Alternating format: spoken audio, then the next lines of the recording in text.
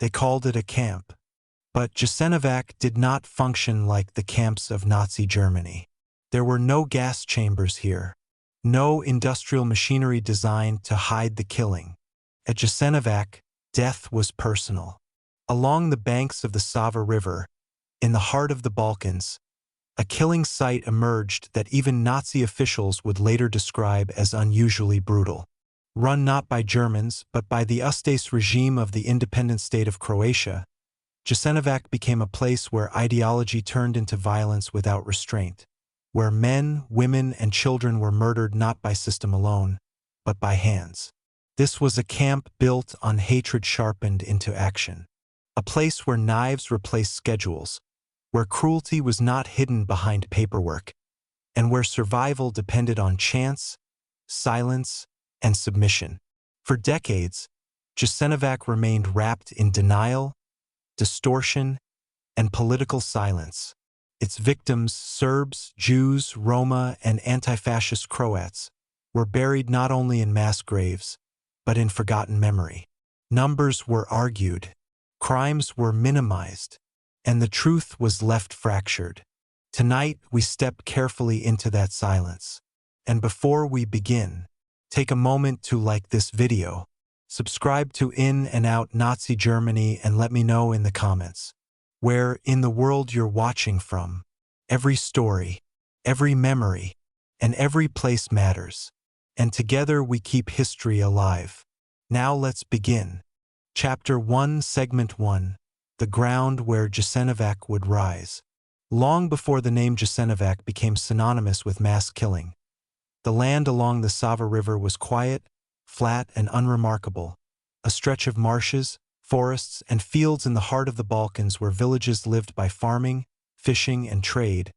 and where empires had risen and fallen without leaving behind a single place designed solely for annihilation. Yet beneath this calm surface lay the conditions that would make Jasenovac possible. Because the camp did not emerge suddenly or accidentally, it was the product of ideas, hatreds, and political fractures that had been forming for decades. As the Balkans entered the 20th century burdened by unresolved ethnic tensions, collapsing empires, and competing national identities, especially after the First World War shattered the Austro-Hungarian Empire and forced diverse peoples into the newly formed Kingdom of Yugoslavia, a state held together by fragile compromises and deep resentment, where Croats, Serbs, Bosniaks, Slovenes, Jews, Roma, and others were asked to coexist under a central authority that satisfied few and angered many, creating fertile ground for extremist movements that promised purity, revenge, and dominance. And it was in this environment that radical Croatian nationalism took shape, driven by a belief that Croats were oppressed, deluded, and betrayed. A belief that hardened through political assassinations, repression, and cycles of violence during the interwar years, allowing extremist groups to frame coexistence not as a reality, but as a threat. And when Nazi Germany began its expansion across Europe in the late 1930s, these extremist ideas did not need to be imported. They were already waiting, ready to attach themselves to power. So when Yugoslavia collapsed under Axis invasion in 1941 and the independent state of Croatia was proclaimed under the protection of Germany and Italy, the new regime did not hesitate. It immediately set out to reshape society through racial laws, forced conversions, deportations, and extermination, targeting Serbs, Jews, Roma, and political opponents with a brutality that went beyond imitation and became something uniquely violent. And unlike the industrialized killing centers that would later dominate the Nazi system, this regime embraced raw terror as a tool of governance, believing that fear itself could forge a new nation, which is why Jasenovac would be built not as a hidden facility deep inside occupied Poland, but as a sprawling complex in plain sight, intended to dominate its surroundings and to function as both prison and killing ground, a place where ideology could be enacted without restraint. And the location chosen was no coincidence. The Sava River offered isolation, transport access, and a natural means of disposal. The surrounding land was already dotted with abandoned industrial structures that could be repurposed, and the remoteness ensured that screams would carry only to The trees, not to foreign observers, and as the regime moved quickly to arrest, deport, and concentrate its enemies, there was no intention of creating a temporary holding site or a labor camp designed for survival. The intention from the beginning was removal, destruction, and terror, and so before the first prisoner arrived, before the first fence was completed, the ideological foundations of Jasenovac were already set, built on the belief that certain lives were obstacles to be eliminated, not neighbors to be governed, and it is here, in this convergence of fractured history, radical nationalism, and opportunistic violence, that the story of Jasenovac truly begins, not with barbed wire or guards, but with the decision to abandon humanity itself as a governing principle. A decision that would soon transform this quiet stretch of land into one of the most infamous killing sites in the Balkans, a place whose legacy would remain contested, denied, and painfully unresolved long after the last victim was gone. Chapter 1, Segment 2.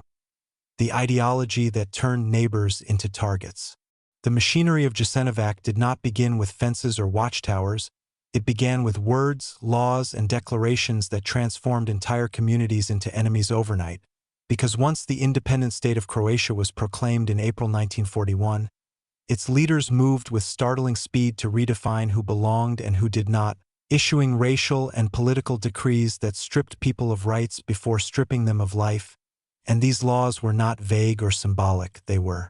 precise, relentless, and public, declaring Serbs, Jews, Roma, and political dissidents to be threats to the state, enemies of the nation, and obstacles to a purified future. And unlike the Nazi system, which often masked its intentions behind bureaucratic language, the Ustaše regime spoke openly, even proudly, about the removal of entire populations, promoting slogans that called for forced conversion, expulsion, or death, a three-part solution that left little room for survival. And this ideological clarity mattered, because it meant that violence was not an accident of war but a central tool of governance, encouraged from the top and celebrated in propaganda, newspapers, speeches, and school materials, creating an atmosphere where cruelty was not punished but rewarded. And in villages and towns across Croatia and Bosnia, neighbors who had lived side by side for generations suddenly found themselves divided by new identities imposed at gunpoint, identities that could no longer be negotiated or hidden. As police lists were compiled, arrests were carried out in daylight, and entire families were dragged from their homes with no explanation beyond their name, religion, or ancestry. And these early arrests revealed something crucial about the system that was forming, because there was no plan for trials, no expectation of return, and no infrastructure designed for long-term detention, only a growing population of people marked for disappearance, and as transport routes filled and temporary holding sites overflowed, the regime faced a problem of scale, one that required a permanent solution capable of processing mass numbers of prisoners without attracting international scrutiny. And it was in response to this logistical challenge that Jasenovac began to take shape, not merely as a camp but as a centerpiece of terror, a place where ideology could be enacted efficiently and visibly, sending a message to both victims and the wider population that resistance was futile and mercy non-existent. And the men tasked with organizing this system were not faceless administrators. They were ideologues who believed deeply in what they were building, men who rejected restraint and embraced brutality as proof of loyalty. And under their direction, Jasenovac would become a place where violence was personal, intimate, and often improvised, reflecting a worldview that saw suffering not as collateral damage but as a goal in itself. And so as trains began to roll toward the Sava River, carrying prisoners who still believed they were being relocated for labor or questioning, the ideological engine of Jasenovac was already complete, having successfully convinced an entire state apparatus that murder was not only acceptable but necessary, setting the stage for a camp that would operate with a level of savagery that shocked even some of its Axis allies, and marking the moment when belief hardened into practice and hatred became infrastructure. Chapter 1, Segment 3. The birth of a camp without precedent. Jasenovac was not conceived in a single meeting or drawn neatly on a map. It emerged piece by piece as the Ustaše regime searched for a place where its ideology could be enforced without restraint, and the chosen location along the Sava River reflected both practicality and intent, because the land was remote yet accessible by rail and water, isolated enough to hide atrocities but connected enough to receive a constant flow of prisoners. And from the beginning this was not envisioned as a conventional concentration camp modeled on German systems. There were no detailed blueprints for barracks designed to hold prisoners for years, no long-term labor plans, no carefully regulated routines meant to preserve a workforce. Instead, Jasenovac was designed as a flexible killing zone, a cluster of subcamps that could expand, contract, relocate, or disappear as needed, and this fluid structure allowed violence to be improvised, accelerated, and concealed in ways that formal camps could not. And as construction began in the late summer of 1941, prisoners themselves were forced to build the infrastructure of their own destruction, cutting timber, digging foundations, erecting crude huts, and clearing land under armed guard, all while knowing that survival was temporary and arbitrary, because unlike other camps where a prisoner might calculate chances through compliance or usefulness, Jasenovac offered no such logic. Life and death were decided not by productivity but by whim, ideology, and cruelty, and this uncertainty was intentional, as it shattered hope and prevented any stable sense of order from forming among the prisoners. And the guards who arrived to oversee the camp were not trained administrators but militants, many drawn from radical Ustaše units already accustomed to village massacres and summary executions, men who brought with them a culture of extreme violence and personal initiative, where killing was not delegated to distant mechanisms but carried out face-to-face, often with knives, clubs, and improvised tools, and this closeness between perpetrator and victim defined Jasenovac from its earliest days, creating a camp atmosphere where brutality was not hidden behind process but displayed openly as a form of dominance and terror. And as the first transports arrived, carrying Serbs from nearby regions, Jews from Zagreb, Roma families rounded up wholesale, and political opponents seized in purges, the camp quickly overflowed, not because of miscalculation but because there was never an intention to manage population sustainably, and overcrowding became another weapon, with prisoners crammed into unsanitary spaces, denied adequate food, water, or medical care, accelerating death through disease and exhaustion alongside direct killing. And yet, even in these early months, Jasenovac already differed sharply from Nazi extermination camps that would later become infamous, because there were no gas chambers, no industrialized system designed to hide death behind technology. Instead, killing was manual, repetitive, and often ritualized, carried out in fields, workshops, forests, and along the riverbanks, turning the landscape itself into an extension of the camp. And this approach served a psychological purpose as well,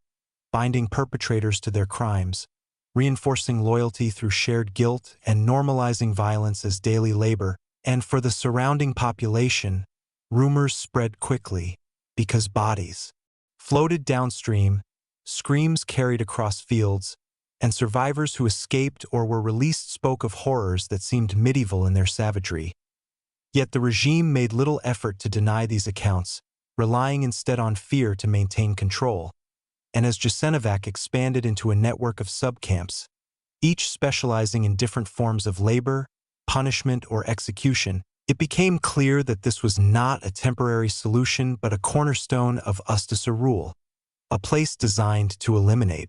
enemies while broadcasting the consequences of dissent. And by the end of 1941, the camp was fully operational, its systems of arrest, transport, forced labor, starvation, and murder functioning together as a single apparatus, proving that the ideology proclaimed months earlier had found its physical form, and that Jasenovac was no accident of war, but a deliberate creation, a camp born not from necessity but from belief, ready to consume tens of thousands of lives in the years that followed. Chapter 2, Segment 1. A camp run by ideology, not restraint. By the time Jasenovac entered its second phase of operation, it was no longer simply a newly formed camp struggling to define itself. It had become a central instrument of the Ustaše state, functioning with a clarity of purpose that left little room for ambiguity. because unlike camps administered under German supervision, where layers of bureaucracy sometimes moderated excess through procedure, Jasenovac operated almost entirely under Croatian control, and this autonomy allowed ideology to override structure, turning the camp into a space where violence was encouraged rather than regulated, and the men placed in charge were not selected for administrative competence but for ideological purity and brutality. Individuals who had proven their loyalty through participation in earlier massacres and who viewed mercy as weakness, and this leadership shaped every aspect of camp life, from intake to execution, creating an environment where cruelty was not merely permitted but rewarded. And as prisoners arrived in increasing numbers, the camp's internal hierarchy took form, not to organize survival but to intensify domination, with guards exercising absolute power over life and death, often inventing punishments on the spot, staging beatings for amusement, or forcing prisoners to witness executions as a warning. And this unpredictability was deliberate, because fear was more effective when rules were unclear, when no action guaranteed safety, and when obedience offered no assurance of survival. And within this system, prisoners were stripped not only of rights but of identity, their names replaced by numbers or insults, their personal belongings confiscated or destroyed, and their cultural markers deliberately erased, particularly for Serbs and Jews, whose religious symbols were mocked, desecrated, or used as tools of humiliation, reinforcing the ideological narrative that they were subhuman and undeserving of dignity, and labor, while present, was not organized with efficiency in mind. Instead, it functioned as another mechanism of attrition, with prisoners forced into exhausting tasks regardless of weather, health, or skill, digging earth only to refill it, carrying heavy loads without purpose, or working until collapse. And those who fell behind were beaten, killed, or left to die as examples to others, and food rations were intentionally insufficient, ensuring chronic starvation that weakened bodies and minds alike, while disease spread rapidly through overcrowded barracks lacking sanitation, turning illness into yet another silent executioner. And the camp's geography amplified this suffering, because Jasenovac was not a single enclosed compound but a sprawling complex spread across marshland and riverbanks, making escape nearly impossible and disposal of bodies deceptively easy, as the Sava River became both boundary and grave, carrying away evidence while serving as a constant reminder of death. And executions were carried out in multiple locations, often in full view of other prisoners, using knives, mallets, axes, and firearms, methods chosen not for efficiency but for intimacy, forcing perpetrators to confront their victims directly while desensitizing them through repetition. And this intimacy of killing marked a critical distinction between Jasenovac and industrial extermination sites, because here, murder was not hidden behind technology but woven into daily routine, transforming guards into executioners and turning violence into a shared experience that bound them together through complicity. And within this system, certain prisoners were temporarily spared to perform specific roles, such as burying bodies, cleaning execution sites, or sorting confiscated belongings. But these reprieves were fleeting, as usefulness only delayed death rather than preventing it, and the knowledge of this inevitability crushed hope, creating a psychological environment where survival depended less on strategy than on chance, mood, and the arbitrary decisions of those in power. And outside the camp, the Ustaše regime used Jasenovac as both a threat and a symbol, spreading its reputation intentionally to deter resistance, while simultaneously minimizing or denying its existence in official communications, creating a dual narrative of terror and silence. And by the end of this phase, Jasenovac had fully revealed its nature, not as a place of detention or correction, but as a space where ideology operated without limits, where the absence of restraint allowed hatred to manifest in its rawest form, and where the camp itself became a living expression of the Ustaše vision of a purified state, built not through law or persuasion, but through sustained, deliberate, and normalized violence. Chapter 2, Segment 2. Killing as routine, terror as entertainment. As Jasenovac moved deeper into its operation, killing ceased to be an event and became a routine, woven so completely into daily life that death no longer marked an interruption in camp activity but its background rhythm, something expected, anticipated, and at times even scheduled, because the Ustaše guards did not view executions as a grim necessity but as an expression of power, and often as a form of entertainment, and this mentality shaped the camp into a place where violence was not hidden but performed, where murder took place in daylight, in courtyards, fields, workshops, and along the riverbanks, often accompanied by laughter, music, and drinking, and guards competed among themselves for reputation, boasting about body counts, inventing new methods of killing, and wagering over how many prisoners could be murdered in a single night, turning human lives into a grotesque measure of prestige, and prisoners were forced to witness these acts repeatedly,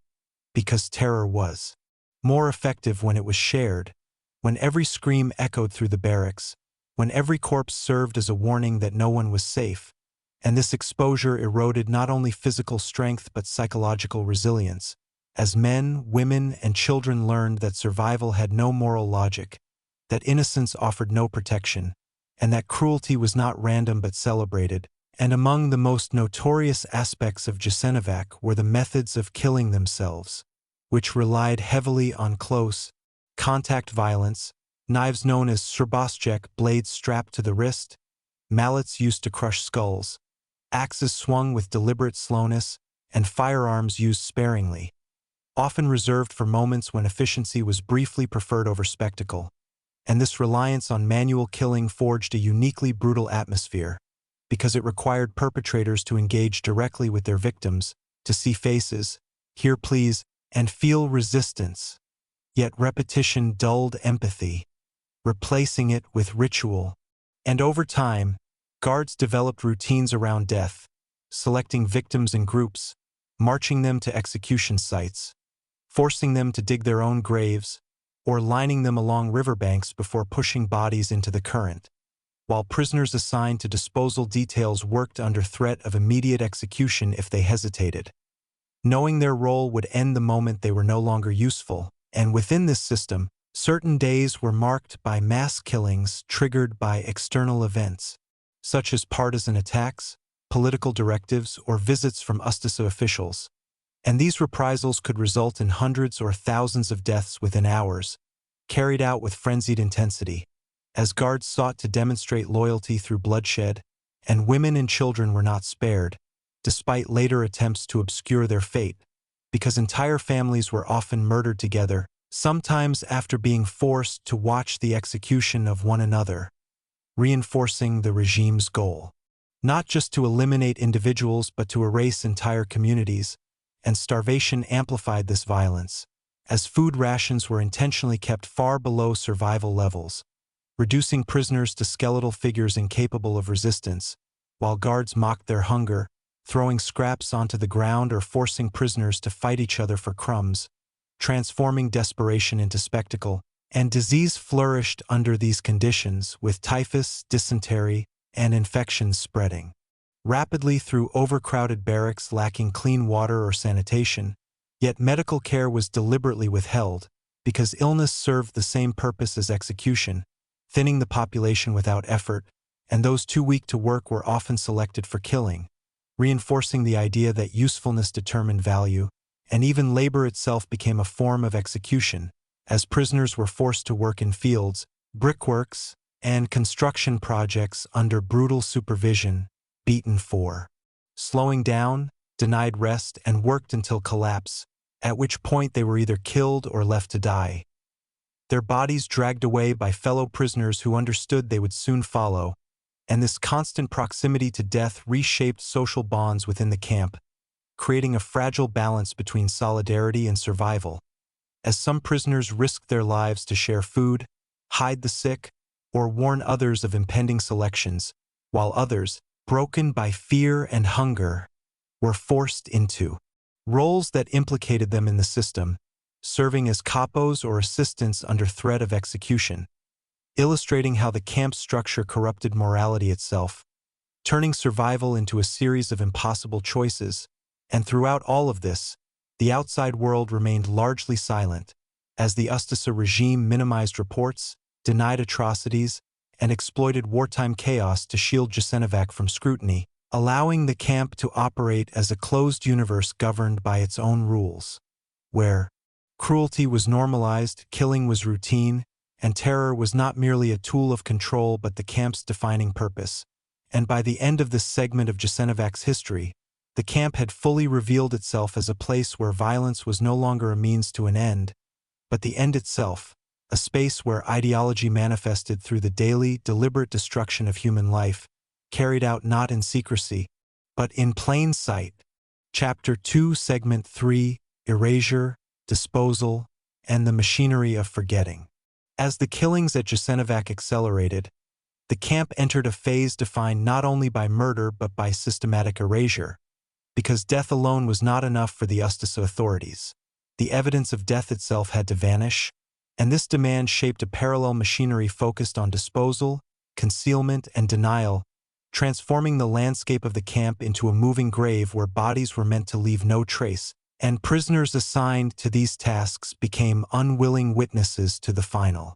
stage of annihilation, forced to drag corpses from execution sites, stack them in pits, burn them on improvised pyres, or push them into the Sava River, which flowed steadily past the camp carrying bodies downstream, sometimes snagging on branches or washing ashore in nearby villages, where local residents silently understood what the regime denied, and these disposal details were among the most psychologically devastating assignments, because they required prisoners to touch the dead, recognize faces, and often discover family members among the bodies, while knowing that the moment their usefulness ended, they too would be killed, ensuring that witnesses were constantly replaced, and as burial pits filled, the camp adapted, exhuming mass graves to burn decomposing bodies, crushing bones, scattering ash, and leveling the ground to erase signs of what had happened, all under brutal supervision, while guards mocked the labor, treating the destruction of evidence as another demonstration of control. And this obsession with concealment intensified as the war turned against the Axis, because fear of accountability began to surface within the regime, even as the killings continued, creating a contradiction where murder was escalated while proof was simultaneously destroyed. And within this system, documentation was deliberately vague or falsified, transport lists were altered, death causes were recorded as illness or transfer, and entire groups disappeared from records altogether, making Jasenovac uniquely difficult to reconstruct after the war, not because the crimes were smaller, but because the effort to erase them was so thorough. And yet despite these measures, fragments of truth survived, carried by prisoners who escaped, by villagers who witnessed the river of bodies, by foreign diplomats and clergy who received whispered reports, and by the camp's own internal resistance networks, which attempted to record names, dates, and events in secret, hiding notes in clothing, burying scraps of paper, or memorizing details with the hope that someone, somewhere, would live long enough to speak. And resistance at Jasenovac was fragile and fragmented, because the camp structure was designed to prevent coordination, separating prisoners by nationality, religion, and perceived political threat. Yet small acts of defiance persisted, from sharing food and protecting children to sabotaging equipment and passing information, and while these acts rarely altered the camp's lethal function, they preserved a sense of humanity that the system sought to destroy. And as the war moved into its final years, chaos increasingly replaced order, with supplies dwindling, discipline fracturing, and executions becoming more erratic, driven by panic rather than policy. And in this atmosphere, the camp became even more dangerous because unpredictability replaced routine, and prisoners could be killed for nothing more than existing at the wrong moment, while guards, aware of the approaching collapse, intensified their efforts to eliminate remaining inmates and destroy the camp itself, culminating in the systematic dismantling of facilities, burning of buildings, and final massacres meant to leave nothing behind. And when Jasenovac was ultimately abandoned, it did not fall in a moment of liberation but dissolved into silence, its prisoners murdered or dispersed, its structures destroyed, its fields flattened, leaving behind a scarred landscape that concealed one of the most brutal killing sites in Europe, and this absence became part of the crime, because without ruins, without gas chambers, without extensive documentation, denial found fertile ground, allowing post-war narratives to minimize, distort, or politicize the camp's history, forcing survivors and historians into a long struggle to reconstruct truth from fragments, testimonies, and contested memory. And it is here, in this deliberate vanishing, that Jasenovac reveals its final cruelty, because even after death, its victims were denied recognition, their suffering buried beneath ash, water, and silence, leaving the responsibility of remembrance not with monuments alone, but with the act of telling again and again how a place designed for killing also became a place designed to disappear, and why remembering what was meant to be erased is itself an act of resistance. Chapter 3, Segment 1. The Prisoners of Jasenovac and the System of Dehumanization. By the time Jasenovac reached its full operational capacity, the camp no longer functioned simply as a site of mass killing, but as a carefully engineered system of dehumanization designed to strip prisoners of identity, dignity, and the very idea that their lives had meaning, because before people were murdered, they were first reduced to categories, numbers, and stereotypes that made cruelty easier to administer and easier to justify, and this process began the moment prisoners arrived, exhausted from transport, often beaten or starved before even crossing the camp gates, where they were met not by bureaucratic procedures but by violence that announced the rules of survival immediately, as guards screamed orders, struck people at random, separated families, and forced prisoners to witness executions as a warning that mercy did not exist here, and within hours, names were erased, replaced by labels tied to ethnicity, religion, or political identity, with Serbs, Jews, Roma, Croats accused of resistance, communists, priests, intellectuals, and even children all processed through a system that treated difference as guilt and existence as a crime. And unlike camps that relied heavily on registration and tattooing, Jasenovac often operated with deliberate administrative chaos, because disorder itself was a weapon, making prisoners uncertain whether they would be assigned to labor, execution, or disappearance. And this uncertainty magnified fear, which was one of the camp's most powerful tools, because people who could not predict their fate could not organize against it, and daily life inside the camp was structured to reinforce this psychological collapse, with prisoners forced into exhausting labor regardless of age or physical condition, working in workshops, brickworks, fields, and construction sites under constant threat of punishment, where mistakes were not corrected but punished publicly, often with beatings that ended in death and food. Rations were deliberately insufficient, designed to keep prisoners weak, dependent, and desperate, while hunger became a constant presence that consumed thought and memory, reducing life to the next scrap of bread or spoon of watery soup, and hygiene was neglected by design, not accident, as overcrowded barracks, lack of clean water, and untreated disease accelerated physical decay, turning illness into another method of killing that required no bullets or blades, and guards used humiliation as routinely as violence, forcing prisoners to crawl, sing, laugh during beatings, or participate in the punishment of others, eroding solidarity and turning survival into a moral minefield, where helping another person could mean death, and refusing could mean living with unbearable guilt, and children suffered uniquely within this environment, because they were neither spared nor protected, but treated as burdens or future enemies,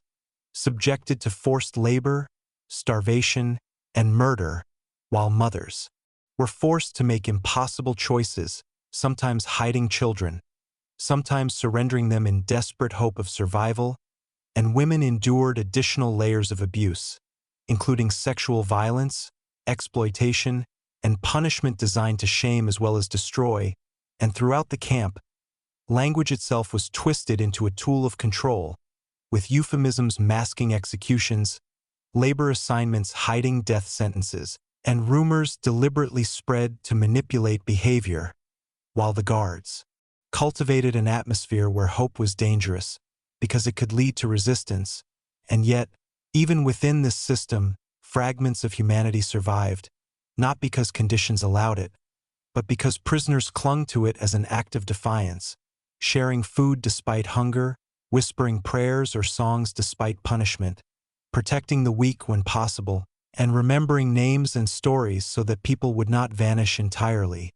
And these acts, small and fragile, stood in quiet opposition to a system designed to convince its victims that they were already dead. And it is in understanding this daily machinery of dehumanization, not just the killings themselves, that the true nature of Jasenovac becomes clear, because the camp was not only a place where lives ended, but a place where the idea of human worth was systematically dismantled, step by step, until cruelty felt normal and survival felt undeserved, setting the stage for the violence that followed and ensuring that when death came, it arrived in a world where dignity had already been stripped away. Chapter 3, Segment 2, Violence Without Bureaucracy, How Killing Worked Inside Jasenovac. Unlike the mechanized extermination centers of Nazi Germany, where murder was hidden behind schedules, paperwork, and industrial routines, Jasenovac operated through a far more intimate and chaotic form of violence, one that relied not on distance but on proximity, not on impersonality but on direct human cruelty. And this distinction is critical to understanding why Jasenovac became one of the most terrifying killing sites in Europe, because here, death was not automated or concealed behind walls and gas valves, but carried out face-to-face, often by hand, in ways that were deliberately brutal and psychologically destructive for both victims and perpetrators. And killings did not follow a single standardized method, but instead shifted constantly, keeping prisoners in a state of permanent terror, never knowing how, when, or why death would come, as executions could occur during roll calls at work sites, inside barracks, or along the riverbanks, often triggered by nothing more than a guard's mood, boredom, or desire to demonstrate power, and weapons ranged from rifles and pistols to knives, clubs, axes, mallets, and improvised tools, with guards frequently competing among themselves in acts of cruelty, turning murder into a spectacle designed to reinforce dominance and desensitize everyone who witnessed it.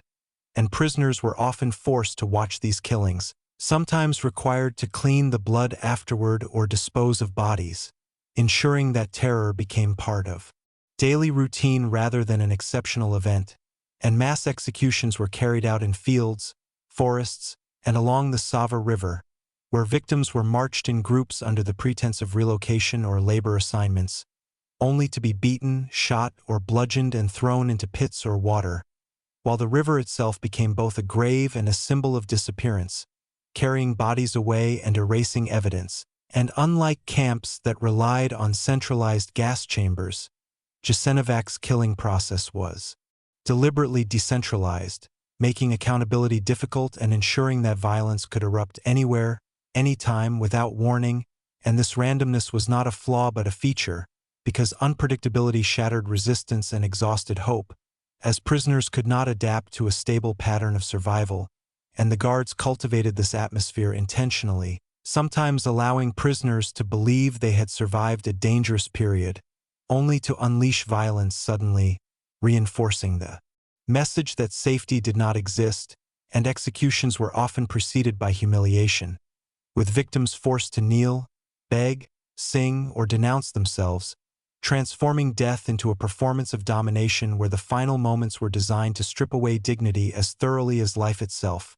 And children were not spared from this system, as entire families were murdered together or separated only to be killed later, while women were subjected to violence that combined execution with sexualized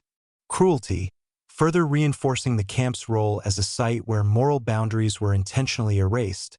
And the lack of formal procedure meant that death quotas were not always documented, but survivors consistently described periods of intensified killing tied to political developments, retaliations, or internal camp dynamics, showing that murder served both ideological and practical purposes, eliminating perceived enemies while also maintaining control through fear. And even forced labor was intertwined with killing, because exhaustion itself became a method of execution, as prisoners were worked beyond physical limits, beaten for slowing down, and discarded when no longer useful, blurring the line between labor and death, and bodies were disposed of through shallow graves, burning, or river dumping, often without records, which contributed to the camp's post-war obscurity, because absence of documentation made denial easier and remembrance harder. And yet the violence at Jasenovac was not chaotic in the sense of being uncontrolled, but rather chaotic by design, serving a system where cruelty itself was the organizing principle, and guards were encouraged to act independently, creating a culture where initiative in killing was rewarded rather than restrained, and this decentralized terror ensured that responsibility was diluted across many hands, making the camp not just a place of death, but a training ground for moral collapse, where killing became routine and conscience was systematically dismantled, and for prisoners, this meant living in a world where death had no logic, no warning, and no meaning beyond the assertion of power, where survival depended less on obedience than on chance, and where witnessing violence was unavoidable, embedding trauma deep into every moment of existence. And understanding this system of violence is essential to grasping what made Jasenovac unique, because it reveals how genocide can function without factories or gas chambers, relying instead on human participation, ideological permission, and the normalization of cruelty, transforming ordinary men into executioners and turning the camp into a space where murder was not hidden, but openly displayed as a tool of rule, ensuring that fear itself became the most effective weapon of all. Chapter 3, Segment 3, Living Inside a World Where Death Was Normal. To understand Jasenovac fully, it is not enough to examine how people were killed there. It is necessary to understand how people were forced to live there, because daily life inside the camp was itself a mechanism of destruction, engineered to erase identity, dignity, and hope long before physical death arrived, and from the moment prisoners entered Jasenovac, they were stripped not only of their possessions but of their past, their names replaced by numbers or shouted slurs. Their individuality dissolved into a mass defined only by labor potential and expendability, and unlike camps governed by rigid bureaucratic schedules,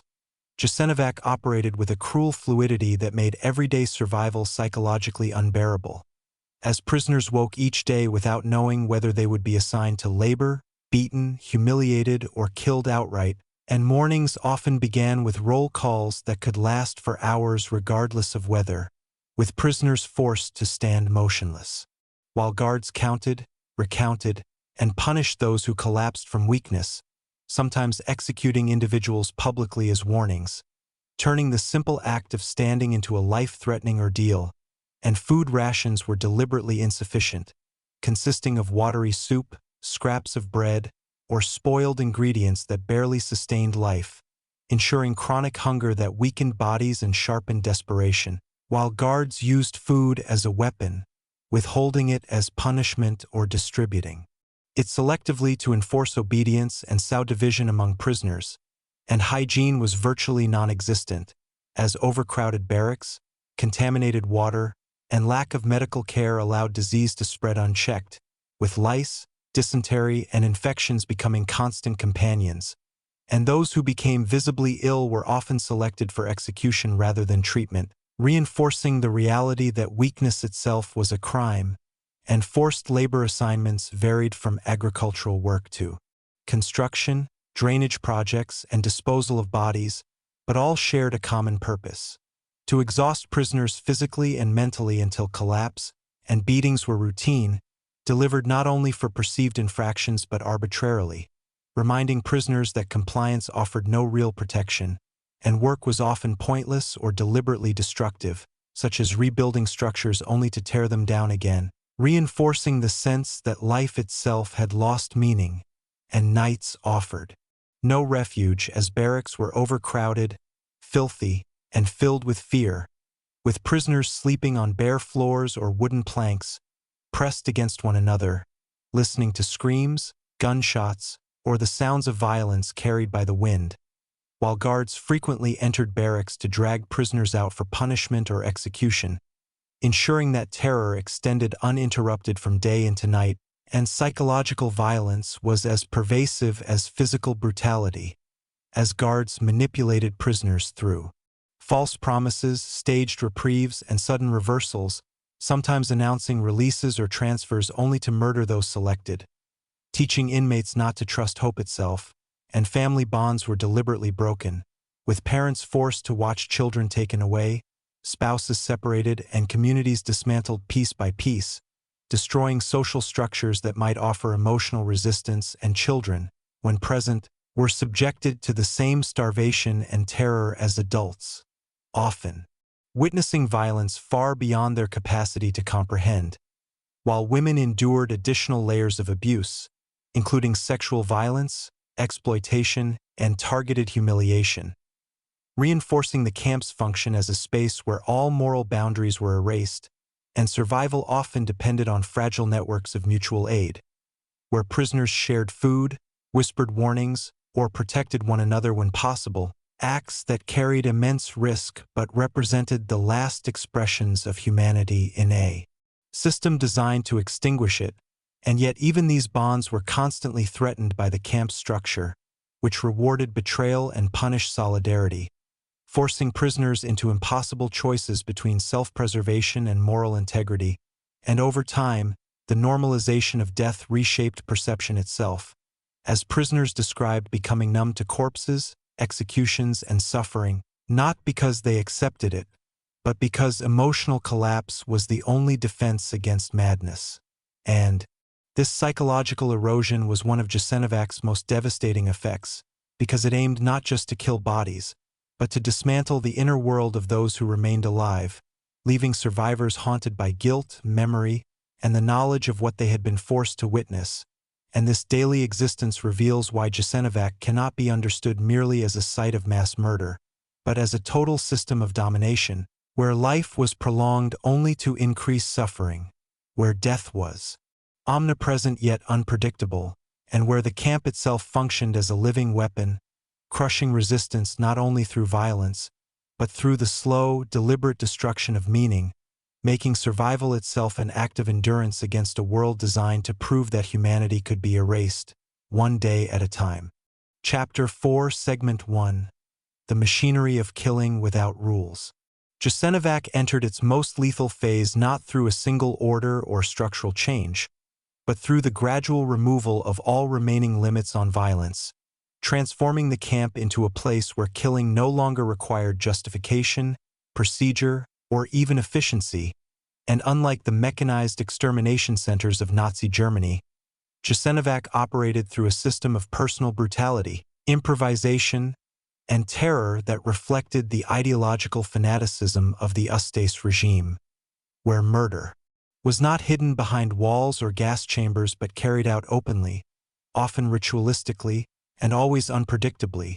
and by this stage, the camp had evolved into a self-contained world in which guards were encouraged to invent new methods of punishment and execution, competing with one another in cruelty as a demonstration of loyalty and ideological purity. And this absence of structure did not make the system chaotic in a random sense, but rather maximally destructive because prisoners could never learn the rules of survival when the rules changed at the whim of their captors, and executions took many forms, including shootings, hangings, beatings with mallets, knives, axes, and agricultural tools, methods chosen not for efficiency but for terror, spectacle, and psychological domination, and guards frequently forced prisoners to witness killings up close, compelling them to hold victims, dig graves, or dispose of bodies, ensuring that trauma became communal and unavoidable. And mass killings were often conducted under the guise of transfers, work details, or disciplinary actions, luring prisoners into false security before leading them to execution sites along the Sava River or within secluded areas of the camp complex, where bodies were dumped into mass graves or thrown into the water, allowing the river itself to become an unmarked grave flowing silently through the landscape. And the use of knives and bladed weapons carried symbolic meaning within Ustaše ideology, reinforcing notions of ethnic purification through direct, personal violence, a deliberate rejection of distance between killer and victim, and guards often carried out executions in front of others while laughing, drinking, or boasting, turning murder into a performance meant to normalize cruelty and erase empathy. and prisoners were sometimes forced into competitions or selections where survival depended on arbitrary factors such as physical strength, perceived usefulness, or sheer chance, reinforcing the reality that life and death were decided not by law, but by whim. And even children and elderly prisoners were not spared, as entire groups were executed together, underscoring the camp's function as a site of annihilation rather than incarceration. And while some victims were killed immediately upon arrival, others were kept alive deliberately, subjected to prolonged suffering through forced labor, starvation, and repeated abuse before being murdered, a process that multiplied psychological torment and ensured maximum destruction of the individual, and the lack of centralized documentation meant that deaths often went unrecorded, allowing the scale of killing to expand unchecked, with estimates varying widely because the camp was designed not only to kill people, but to erase evidence of their existence, and prisoners assigned to body disposal were routinely murdered themselves, ensuring that witnesses were eliminated and memory was fragmented. And this system relied heavily on dehumanization, as guards referred to prisoners as animals, objects, or enemies of the state, language that made killing easier by stripping victims of moral status, while propaganda reinforced the idea that violence was not only permitted but necessary for the survival of the nation. And over time, the cumulative effect of constant executions reshaped the psychological environment of the camp, as death became so frequent that its announcement no longer shocked, only exhausted. And this normalization of murder was perhaps the most dangerous outcome of the system, because it demonstrated how rapidly a society could adapt to mass violence when ideology removed moral barriers. And for prisoners, survival required navigating a landscape where obedience offered no safety, resistance invited immediate death, and passivity merely delayed the inevitable, forcing individuals into a state of constant vigilance and despair. And yet, even within this machinery of killing, small acts of defiance persisted, not in open rebellion but in quiet refusals to surrender humanity entirely. As prisoners whispered prayers, remembered names, or helped one another endure another day, acts that carried no promise of survival but asserted meaning against a system designed to deny it. And this phase of Jasenovac reveals the camp at its most revealing and most horrifying, because it shows how genocide does not always rely on industrial systems or bureaucratic distance, but can be driven by ideology unleashed, where ordinary men are empowered to kill without limits, where violence becomes identity, and where the destruction of life is no longer a means to an end, but the end itself, a lesson that echoes far beyond the fences of Jasenovac and into the darkest capacities of human history. Chapter 4, Segment 2. Daily life inside a camp without mercy. Life inside Jasenovac during its most brutal period followed no stable rhythm, because stability itself was denied as a form of survival, and unlike other camps where routines, however cruel, could sometimes be learned and anticipated, Jasenovac operated on deliberate unpredictability, ensuring that prisoners woke each day without knowing whether they would be assigned to labor, selected for execution, or beaten simply to satisfy the mood of a guard. And this uncertainty was one of the camp's most powerful weapons, because it destroyed not only the body, but the mind, leaving prisoners trapped in a constant state of fear that eroded identity, memory, and hope. And mornings often began with roll calls that lasted for hours regardless of weather, during which prisoners were forced to stand motionless as guards counted, recounted, and punished arbitrarily, sometimes killing individuals on the spot for collapsing, speaking, or simply attracting attention. And food rations were intentionally inadequate, consisting of watery soup made from scraps, moldy bread when available, and sometimes nothing at all, creating a state of chronic starvation that weakened prisoners to the point where labor itself became a form of execution. And this starvation was not accidental but calculated, as weakened bodies were easier to control and less capable of resistance, while still able to perform enough work to be exploited before death. And labor assignments varied from construction and camp maintenance to forced work in workshops, brickyards, and agricultural fields, all under constant surveillance and threat of violence. And guards frequently used labor as punishment, assigning prisoners to physically impossible tasks. forcing them to carry heavy loads endlessly, dig and refill pits, or work without rest until collapse, and those who fell were beaten, shot, or killed with tools at hand, reinforcing the lesson that exhaustion was not an excuse but a crime, and hygiene was almost non-existent, with overcrowded barracks, infrequent access to water, and rampant disease spreading unchecked, as typhus, dysentery, and infections ravaged bodies already weakened by hunger and abuse, and medical care was either denied or weaponized, with camp doctors often participating in selections that determined who would be allowed to live temporarily and who would be sent to execution, turning medicine into another instrument of control, and prisoners were stripped of personal identity upon arrival, their names replaced by numbers or categories that reduced them to administrative objects, while cultural, religious, and familial ties were deliberately attacked through humiliation, forced participation in degrading acts, and the destruction of personal belongings, and children, when present, were subjected to the same conditions as adults, sometimes used as leverage to control parents, sometimes killed openly to reinforce terror, and knights offered no refuge as guards frequently entered barracks to conduct searches, beatings, or selections, ensuring that sleep itself became fragmented and fearful, and psychological torture was constant, with prisoners forced to witness executions, listen to screams, or handle the bodies of those killed, blurring the line between survival and complicity, and some prisoners were coerced into roles that aided camp operations, such as distributing food, organizing labor groups, or disposing of corpses, positions that offered marginally better survival chances but carried immense moral burden, as refusal often meant death and compliance meant living with unbearable guilt, and the camp hierarchy fostered mistrust among prisoners, as favoritism, forced collaboration, and fear of informants made solidarity dangerous. Yet despite this, networks of mutual aid slowly emerged, as individuals shared crumbs of bread, whispered warnings, or helped the sick hide during selections, acts that carried enormous risk but preserved fragments of humanity within a system designed to erase it, and punishment was omnipresent, ranging from beatings and torture to public executions meant to serve as warnings, with guards often inventing punishments on the spot to reinforce their absolute power, and this constant exposure to violence reshaped prisoners' perception of time, as days blurred into one another,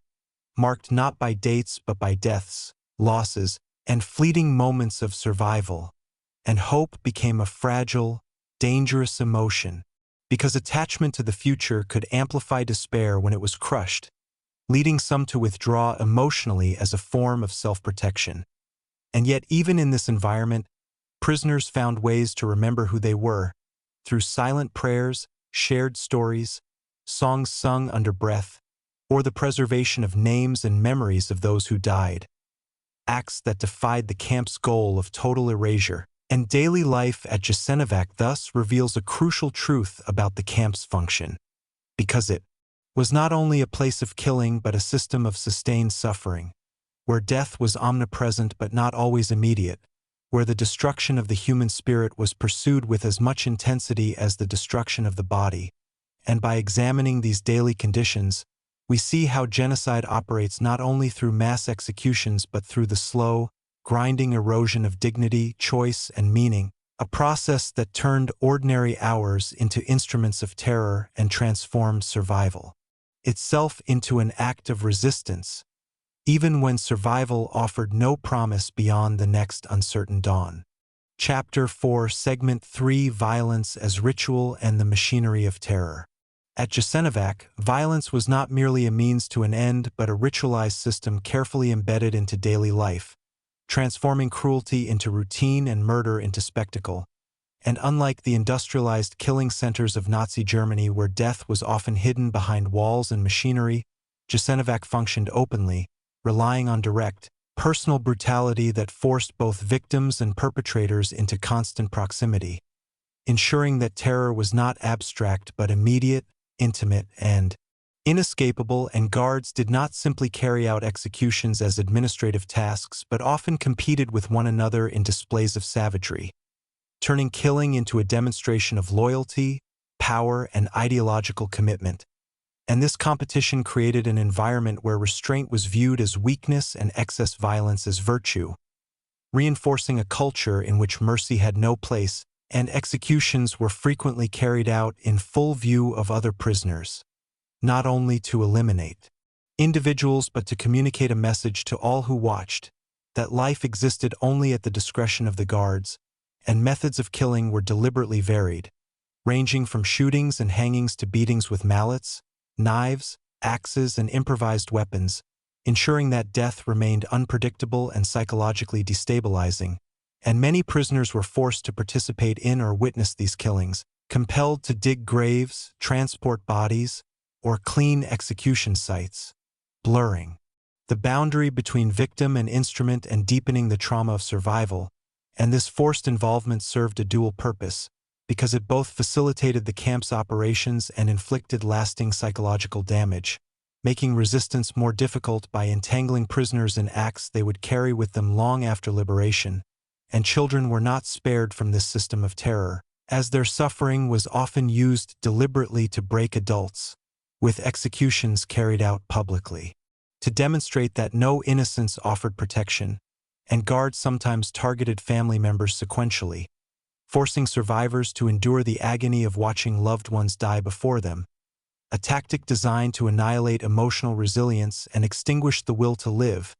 And torture was not confined to interrogation or punishment but integrated into daily control, with beatings administered for minor or invented infractions, or simply to reinforce dominance, and guards frequently used humiliation alongside physical pain,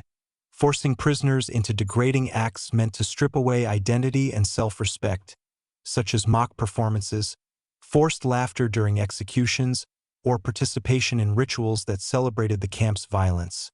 And these acts were intended to collapse moral boundaries,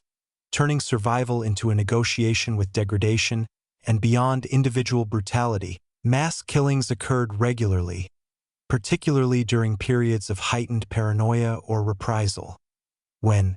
entire groups were selected and murdered in coordinated actions, often at night or in secluded areas of the camp complex, and bodies were disposed of in mass graves, burned, or thrown into rivers, with little effort made to conceal the crimes in the camp's early years, reflecting the perpetrator's confidence in impunity and ideological justification. And the guards' behavior was shaped by propaganda that framed prisoners as enemies, parasites, or subhuman threats, narratives that allowed violence to be rationalized as necessary or even virtuous. And this ideological conditioning did not eliminate personal choice but provided a framework that normalized cruelty and rewarded participation, creating a system in which ordinary individuals could become active agents of atrocity without constant external coercion. And alcohol, peer pressure, and group dynamics further intensified this process, lowering inhibitions and encouraging escalation, as guards reinforced one another's behavior through approval and imitation. And yet, despite the overwhelming force of this machinery, moments of resistance persisted, often subtle and fleeting, such as prisoners refusing to beg, maintaining silence under torture, or preserving dignity in the face of death. Acts that carried no practical benefit but asserted humanity in a system designed to deny it, and some prisoners used their forced proximity to violence as a means of gathering information, sharing warnings, or planning escapes and uprisings, demonstrating that even in the heart of terror, awareness and solidarity could survive. And the violence of Jasenovac thus reveals a crucial dimension of genocidal systems, because it shows how terror is sustained not only through centralized orders but through daily practices that reward cruelty, normalize excess, and dissolve moral limits. And by examining this ritualized brutality, we see how the camp functioned as both a killing site and a training ground, shaping perpetrators as much as it destroyed victims. And this understanding is essential, because it challenges the idea that such violence was inevitable or mechanical, instead exposing it as the product of choices made repeatedly, day after day, by individuals operating within a system that encouraged the worst aspects of human behavior. And in recognizing this, we confront one of the most disturbing truths of Jasenovac, that genocide does not require advanced technology or distant executioners, but can be carried out with simple tools, close contact, and the willingness to treat cruelty as normal, a lesson that extends far beyond the fences of the camp and into the broader history of how mass violence takes root and persists. Chapter 5, Segment 1. Daily life inside a world designed to break you. Life inside Jasenovac was structured not around survival, but around exhaustion, fear, and gradual destruction, and every day began with uncertainty, because prisoners never knew whether the morning would bring forced labor, random violence, execution, or transfer to another section of the camp from which few ever returned.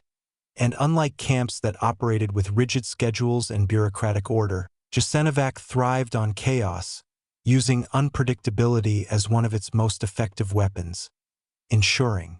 that prisoners could never adapt, never feel safe, and never regain control over even the smallest aspects of their existence. And at dawn, prisoners were driven from overcrowded barracks that offered little protection from cold, rain, or heat,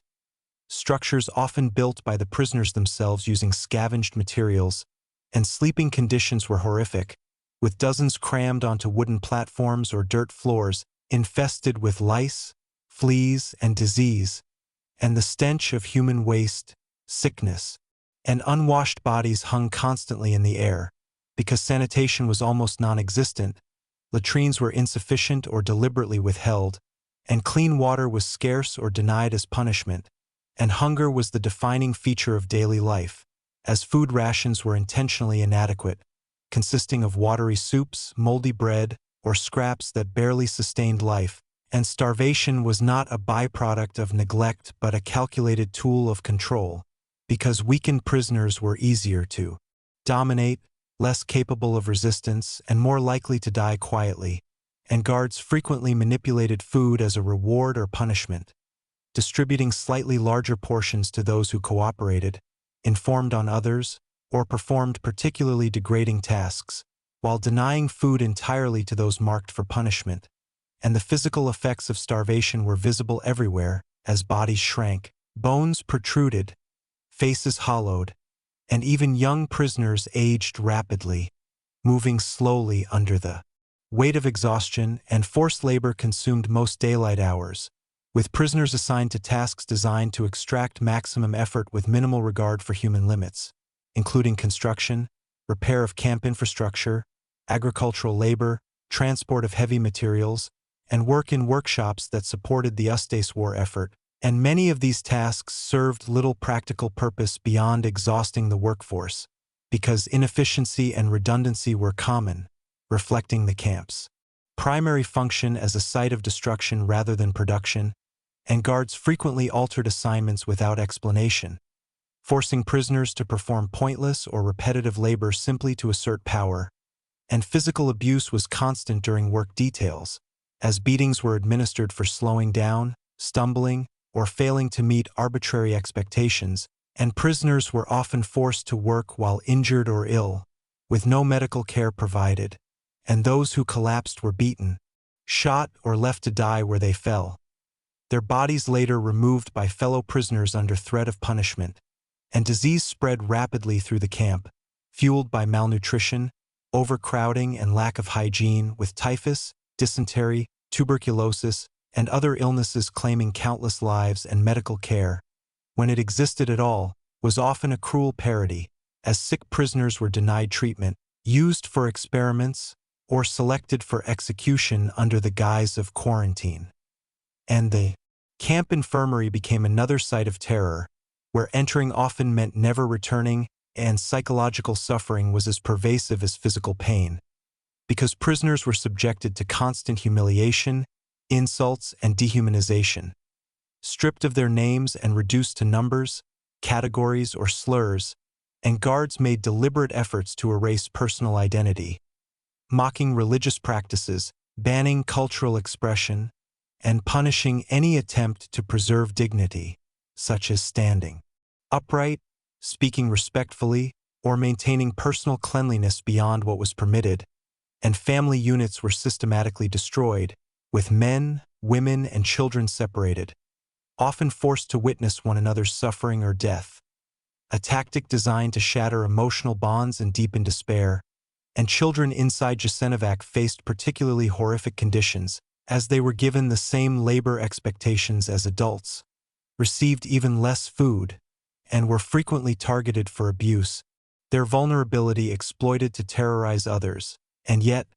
amid this daily machinery of suffering, small acts of humanity persisted,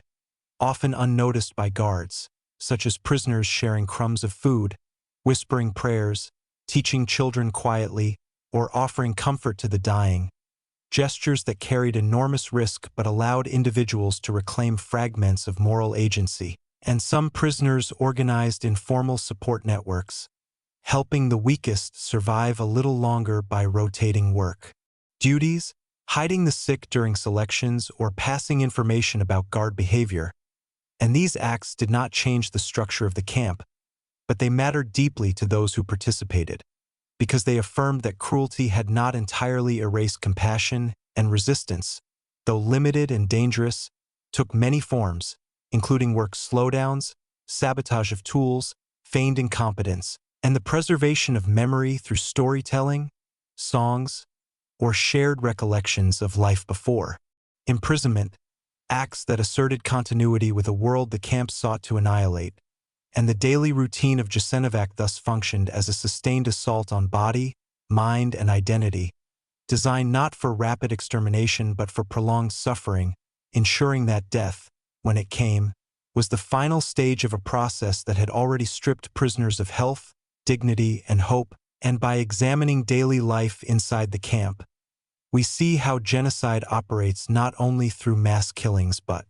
through the slow normalization of cruelty, where suffering becomes routine, survival becomes extraordinary, and the ordinary rhythms of human existence are transformed into instruments of destruction, laying the groundwork for the larger mechanisms of murder that define Jasenovac's place in history. Chapter 5, Segment 2: Punishment, Terror, and the Machinery of Fear. Punishment inside Jasenovac was not a response to wrongdoing but a system of terror deliberately designed to remind prisoners that their lives were entirely at the mercy of the camp authorities. And unlike other camps where punishments followed codified rules, Jasenovac functioned through arbitrary cruelty, ensuring that no action, no level of obedience, and no amount of submission could ever guarantee safety, because the absence of predictability itself was a weapon, and prisoners lived under constant threat, never knowing what might trigger violence, whether it was a perceived glance, a moment of weakness, or nothing at all. And the guards, many of them members of the Ustaše militia rather than formally trained SS personnel, exercised near-total freedom to abuse, torture, and kill, encouraged by a culture that celebrated brutality as proof of loyalty and ideological purity. And punishments ranged from beatings and starvation to forced exposure to the elements, confinement in overcrowded cells, and public executions meant to terrorize others. And these acts were often staged in full view of fellow prisoners, forcing them to watch as a warning of what awaited anyone who resisted, failed, or simply attracted attention. And violence was frequently personalized, with guards selecting victims based on whim, ethnic hatred, or the desire to demonstrate power. And some prisoners were singled out repeatedly, subjected to ongoing abuse that broke bodies and spirits over time, while others were killed suddenly and without explanation, reinforcing the message that life in the camp had no logic beyond domination. And public punishments served a specific psychological function, because by forcing prisoners to witness the suffering of others, the camp transformed fear into a shared, communal experience, isolating individuals from one another and discouraging solidarity. And yet the spectacle also revealed the camp's deeper purpose, which was not merely to kill but to control behavior through terror, ensuring compliance not through rules but through dread. And methods of punishment were intentionally degrading, stripping victims of dignity and reinforcing the idea that they were less than human. And prisoners were often forced to carry out punishments against one another under threat, compelling them to participate in the machinery of abuse and deepening feelings of guilt and helplessness. And this tactic fractured trust among inmates, making organized resistance more difficult, and ensuring that moral injury accompanied physical suffering, and execution sites within the camp became central symbols of power, places where guards asserted absolute authority over life and death, and executions were conducted not only as punishment but as routine acts of terror, sometimes scheduled, sometimes spontaneous, ensuring that death remained a constant presence in daily life, and the camp's leadership cultivated an environment in which cruelty was normalized, even encouraged, with guards competing in displays of violence to prove commitment to the regime, and this culture transformed ordinary men into perpetrators of extraordinary brutality, not through secrecy but through public performance, and children were not spared from this system of punishment, as they were beaten, starved, and terrorized alongside adults, often used as leverage to control parents or as objects of humiliation designed to break the will of entire groups. And the psychological impact of witnessing harm to children was profound, reinforcing despair and the sense that no moral boundaries existed inside the camp, and religious and cultural practices were targeted deliberately, with punishments imposed for prayer, mourning, or any expression of identity, because the camp sought not only to destroy bodies but to erase meaning, memory, and belonging, and by criminalizing these acts, the authorities attempted to sever prisoners from the inner resources that might sustain them, and isolation was another powerful form of punishment. As prisoners were separated from others, denied food or water, and left alone in darkness or overcrowded confinement, conditions that led to hallucination, breakdown, and death, and these methods demonstrated an understanding of psychological torture, using deprivation and fear to dismantle the human psyche as effectively as physical violence dismantled the body. And yet, even within this regime of terror, prisoners observed patterns, learned guard behaviors, and shared knowledge quietly, passing warnings and advice that sometimes saved lives, such as which guards were more dangerous, which punishments were imminent, or how to avoid attracting attention during selections. And these fragments of collective knowledge represented a form of resistance, fragile but vital, because they challenged the camp's attempt to reduce everyone to isolated victims, and punishment at Jasenovac thus operated on multiple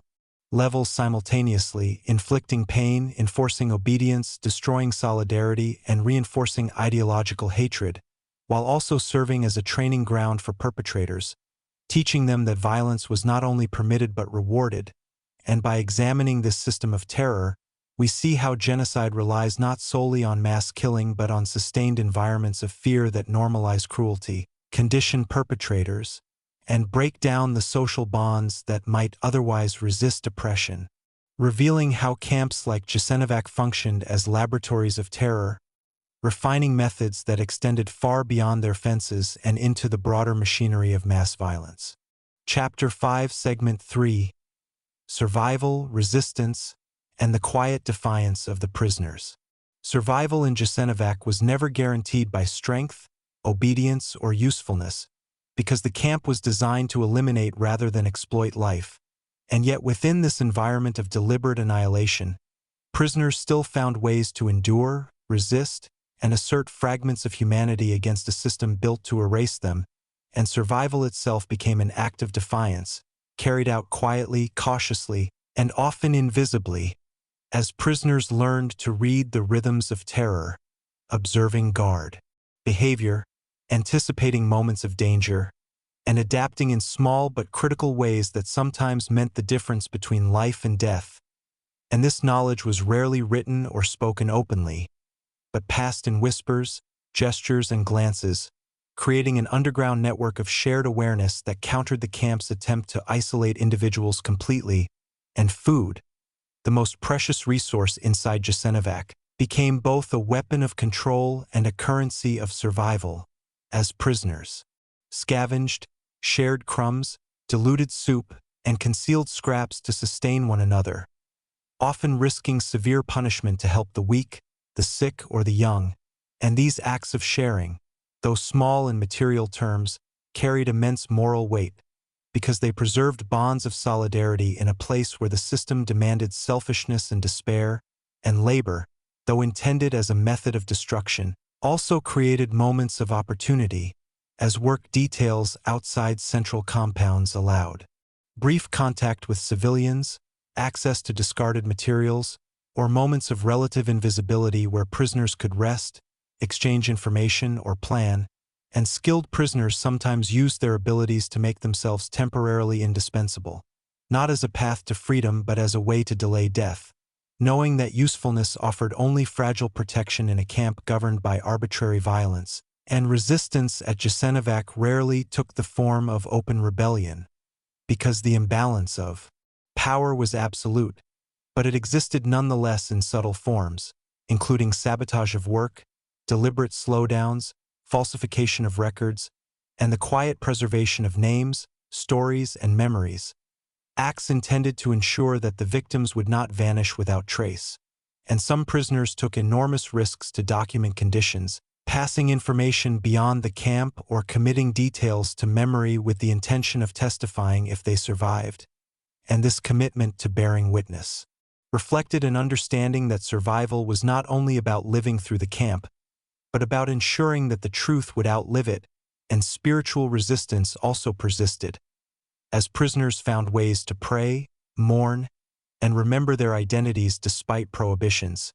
sometimes using fragments of ritual, whispered songs, or silent moments of reflection to affirm meaning in a world structured around negation. And these practices, though invisible to guards, provided psychological refuge, reinforcing inner resilience and the sense that the camp had not succeeded in total domination, and children, among the most vulnerable prisoners, were sometimes protected by informal networks of adults who hid them during selections, shared food, or taught them quietly, attempting to preserve fragments of childhood and knowledge even as the camp sought to erase their future.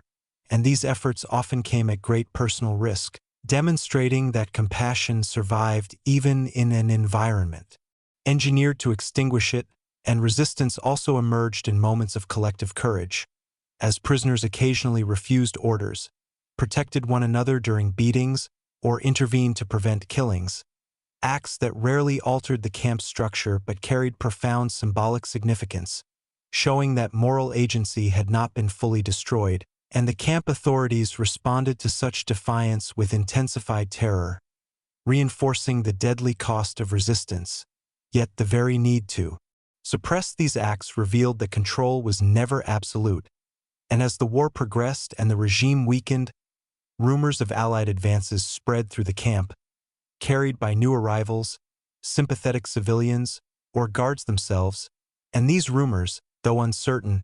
altered the psychological landscape, creating a fragile sense of possibility that sustained prisoners through the final months, even as conditions deteriorated dramatically with overcrowding, starvation, and escalating violence, and some prisoners began to prepare for the camp's collapse, hiding evidence, memorizing names of perpetrators, and forming plans to seize weapons or escape if chaos erupted, knowing that liberation, if it came, would be dangerous and uncertain. And when the end finally approached, survival depended not only on endurance but on timing, luck, and the ability to navigate rapidly shifting power dynamics. As guards fled, executions accelerated, and order disintegrated. And for those who survived, the aftermath brought new challenges, including trauma, illness, and the burden of memory, as they struggled to communicate experiences that defied comprehension. And survival thus did not mark the end of suffering but the beginning of testimony. And in examining survival and resistance at Jasenovac, we confront a crucial truth, that even in a camp designed for annihilation, human agency persisted in fragile, imperfect forms, not as heroism in the conventional sense, but as daily choices to share, remember, resist, and endure. And these acts, though they could not stop the machinery of death, preserved humanity within it, ensuring that Jasenovac would be remembered not only as a site of cruelty, but as a place where the human spirit, though brutally assaulted, was never fully extinguished. Chapter 6, Segment 1. Collapse, Chaos, and the Final Phase of Jasenovac. As the war turned decisively against the Axis powers in late 1944 and early 1945, Jasenovac entered its final and most chaotic phase, a period marked not by relief but by intensified cruelty, confusion, and destruction, as the Ustaše regime understood that its time was running out and sought to erase evidence, silence witnesses, and extract the last possible use from a camp that had already consumed tens of thousands of lives. And in these final months, the camp did not become less lethal but more unpredictable, as discipline fractured, supplies vanished, and authority grew increasingly brutal and erratic, creating an atmosphere in which prisoners lived under constant threat of sudden execution, forced evacuation, or abandonment, and transports continued to arrive even as the front lines drew closer, bringing prisoners from other camps and regions in desperate attempts to consolidate control, resulting in extreme overcrowding that pushed already catastrophic living conditions into total collapse, with barracks overflowing far beyond capacity, sanitation systems failing completely, and disease spreading unchecked through weakened bodies, while food rations shrank further into starvation levels,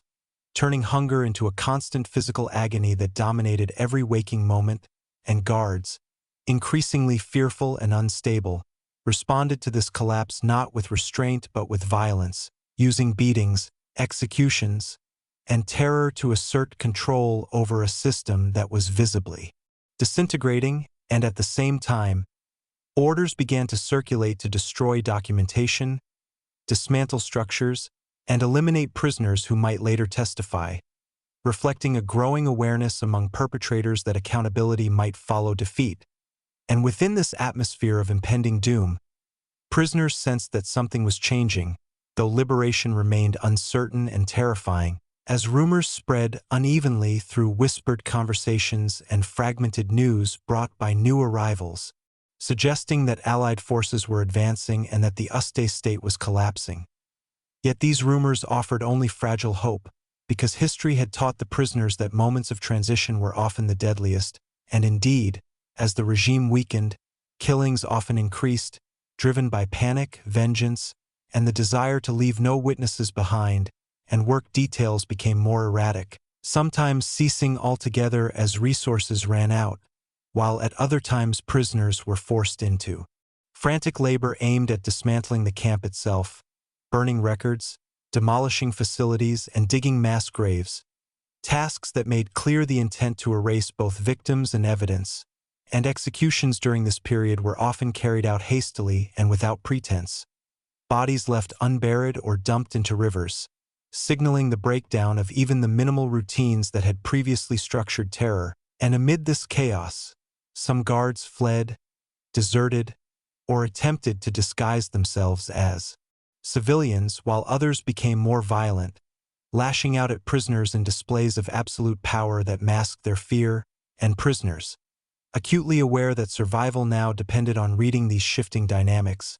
adapted once again, hiding during selections, avoiding attention, and preparing for multiple possible outcomes, including forced marches, mass execution or sudden liberation, and secret discussions intensified among resistance groups inside the camp, not with illusions of overthrowing the system, but with the aim of surviving the collapse and preserving testimony, as some prisoners took steps to safeguard evidence, memorizing names, dates, and routines, or hiding documents and objects that could later serve as proof, understanding that if the camp vanished without trace, denial would follow, and this awareness gave new urgency to survival, transforming it into a responsibility not only to oneself but to the dead. And as the final days approached, tension reached unbearable levels, with gunfire heard more frequently in the distance, supply lines breaking down, and the authority of the camp administration fragmenting into localized terror, creating moments of sudden possibility alongside extreme danger. And in this unstable environment, the line between life and death became thinner than ever, determined by chance encounters, timing, and the unpredictable actions of individuals whose power was slipping away. And Chapter 6 begins here in the unraveling of Jasenovac, where the machinery of destruction did not stop smoothly but shattered violently, revealing both the desperation of its architects and the fragile endurance of those trapped within it, as the camp moved inexorably toward its final reckoning. Chapter 6, Segment 2, erasing the evidence and the last crimes. As the collapse of the independent state of Croatia accelerated in early 1945, Jasenovac entered a phase defined not by retreat, but by deliberate erasure, as the Ustaše leadership recognized that defeat was inevitable and shifted its focus from control to concealment, transforming the camp into a crime scene being actively dismantled while it was still killing. And in this final stage, the logic of terror changed, no longer centered on long-term exploitation of labor or systematic imprisonment, but on eliminating witnesses, destroying records, and removing every visible trace of what had occurred along the banks of the Sava River. And orders were issued to burn administrative files, execution logs, transport lists, and correspondence, reducing years of meticulously kept documentation to ash,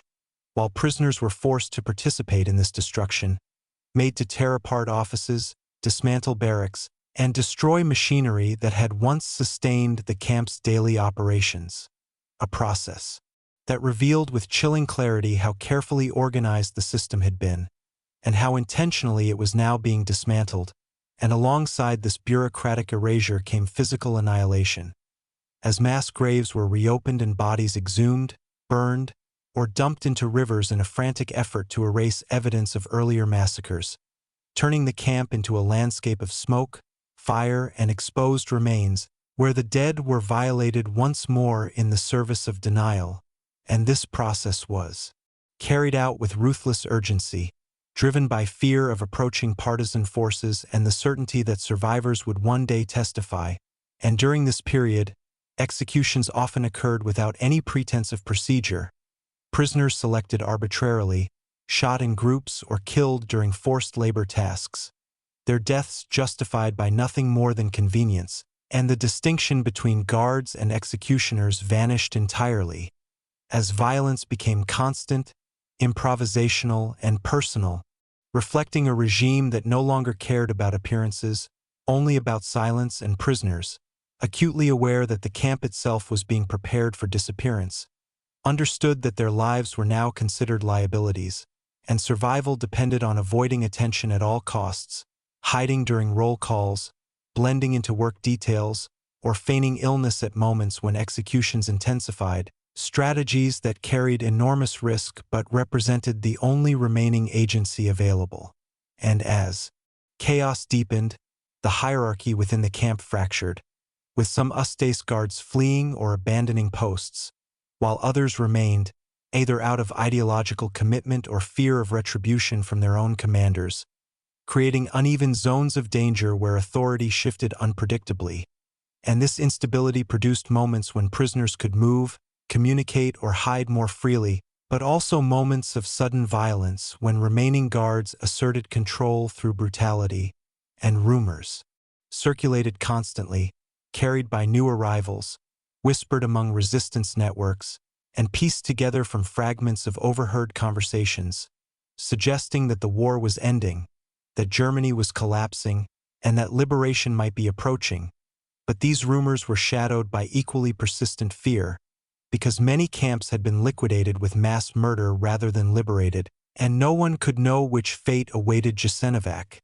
And within this atmosphere, resistance took on a quieter but crucial role, focused not on uprising but on preservation, as prisoners attempted to save fragments of evidence, memorize names of perpetrators, record dates of massacres, and prepare to testify if they survived, recognizing that the destruction of documents made memory itself a form of resistance, and this internal effort stood in stark contrast to the actions of the camp authorities, who worked tirelessly to ensure that nothing remained to speak for the dead. And as the days passed, transports ceased, food supplies collapsed entirely, and disease spread unchecked, accelerating death even without direct violence, turning starvation and illness into final instruments of extermination, and the camp's infrastructure itself began to decay, fences damaged, buildings abandoned, and order dissolving into a grim improvisation. And yet, even in this disintegration, the intent to kill did not disappear, as guards continued to carry out executions whenever possible, driven by ideological hatred, fear of accountability, or the belief that their victims must not outlive the system that condemned them, and this period exposed the true nature of Jasenovac with devastating clarity, revealing that it had never been merely a prison or labor camp, but a site of annihilation whose purpose persisted until the very end. And Chapter 6 continues here, in the camp's final crimes, where destruction became both an act of guilt and a strategy of denial, and where the last surviving prisoners faced the most dangerous question of all, whether the collapse of the regime would bring freedom or simply one final wave of death before silence. Chapter 6, Segment 3: The Final Days, Escape, and the Silence that Followed. In the final weeks of Jasenovac, as the sound of distant artillery crept closer and the authority of the Ustaše regime fractured under the weight of defeat, the camp entered its last and most volatile phase, a period marked by desperate cruelty, sudden absences, and moments of terrifying uncertainty, where no rule could be trusted to remain in place for more than a few hours, and prisoners awoke each day unsure whether the camp would be abandoned, liquidated, or transformed into a final killing ground before the war ended. And during this time, executions continued not as organized operations but as reflexes of a collapsing system. Guards shooting prisoners during forced labor, roll calls, or evacuations, often without orders, driven by fear, hatred, or the belief that no witnesses could be allowed to survive. And yet alongside this violence came disintegration. As command structures weakened, supplies vanished, and some guards fled into the countryside, leaving sections of the camp briefly unguarded, moments that were both opportunities and traps, because freedom without coordination could mean immediate death. And within this instability, a small group of prisoners reached a collective realization that remaining inside the camp meant certain annihilation. As rumors spread that the Ustaše planned a final massacre to eliminate all remaining inmates before retreating, a pattern already seen in other collapsing camps across occupied Europe, and it was under this shadow that plans for escape took shape, fragile and incomplete, but fueled by the understanding that survival now required action rather than endurance. And on April 22, 1945, as the camp's population had already been drastically reduced by killings and evacuations, a group of prisoners launched a desperate breakout, attacking guards with improvised weapons, breaking through fences, and running toward the surrounding fields under machine gun fire, knowing that most would be killed but that some might reach the forests beyond. And the escape was chaotic and uneven, with many falling within seconds, others wounded, and a small number managing to disappear into the landscape, aided by sympathetic civilians, partisan contacts, or sheer chance. And this moment, brief and violent, marked the true end of Jasenovac as a functioning camp, because in its aftermath the remaining guards abandoned their posts, set fire to buildings, destroyed equipment, and fled,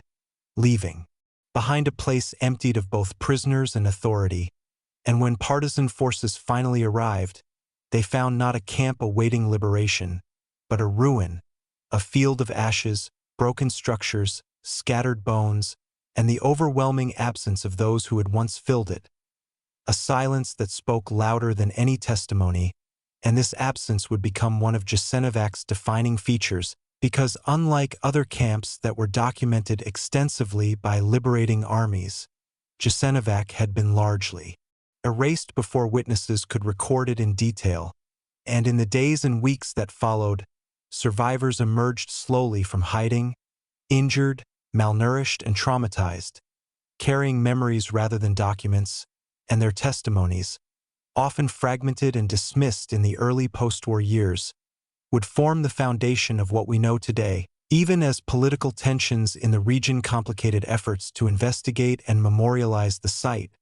and the destruction of records allowed denial to take root almost immediately, with perpetrators minimizing numbers, shifting blame, or claiming ignorance, exploiting the very absence they had engineered. And this struggle over memory would continue long after the war, turning Jasenovac into not only a site of mass murder but a battleground over truth itself, where survivor voices competed with silence, revisionism, and political agendas. And yet, despite these obstacles, The reality of Jasenovac endured through testimony, forensic evidence, and the persistence of those who refused to let the dead vanish completely, and Chapter 6 concludes here,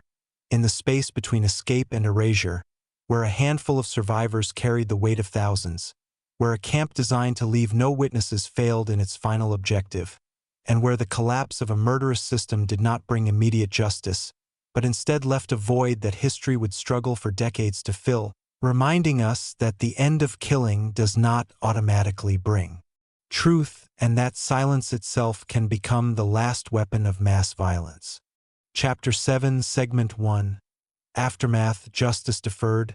and the Battle Over Memory. When the guns finally fell silent in the Balkans and the war moved on without Jasenovac, the end of the camp did not bring closure, clarity, or justice in any immediate sense, because unlike camps liberated by Allied armies with cameras, journalists, and forensic teams, Jasenovac ended in absence, its perpetrators gone, its prisoners mostly dead, and its physical structures deliberately destroyed, leaving behind a landscape where evidence had been burned, buried, or scattered, and into this vacuum stepped survivors whose memories became the primary record of what had occurred,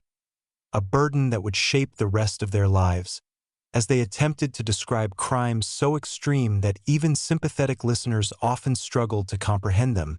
And in the chaotic aftermath of war, Yugoslavia was rebuilding itself politically, socially, and ideologically, prioritizing unity over confrontation. And within this environment, Jasenovac became both a symbol and a problem, a site whose crimes were undeniable but whose full examination threatened to reopen ethnic wounds and challenge narratives of collective resistance. And as a result, justice unfolded unevenly, with some Ustaše officials captured, tried, and executed, while many others disappeared into exile networks, fled across borders, or were absorbed into post-war anonymity, never facing a courtroom, and the trials that did occur often focused on high-ranking figures, leaving countless direct perpetrators unnamed and unpunished. Their actions dissolved into the broader category of wartime chaos, and for survivors, this partial justice felt like another form of erasure, because the men who had beaten, tortured, and murdered before their eyes were rarely the ones standing trial.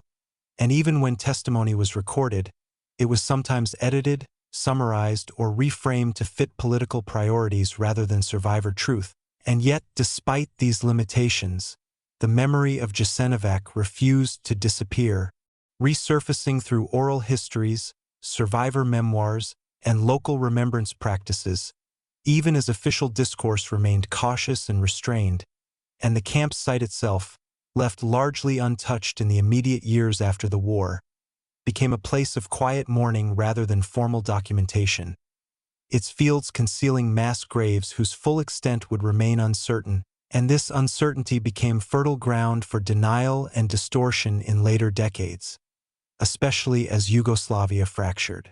and nationalist narratives re-emerged, each side attempting to claim, minimize, or weaponize Jasenovac's history for contemporary purposes. And in this struggle over memory, the victims were often lost again, reduced to numbers debated rather than lives remembered, while survivors watched their experiences questioned or politicized,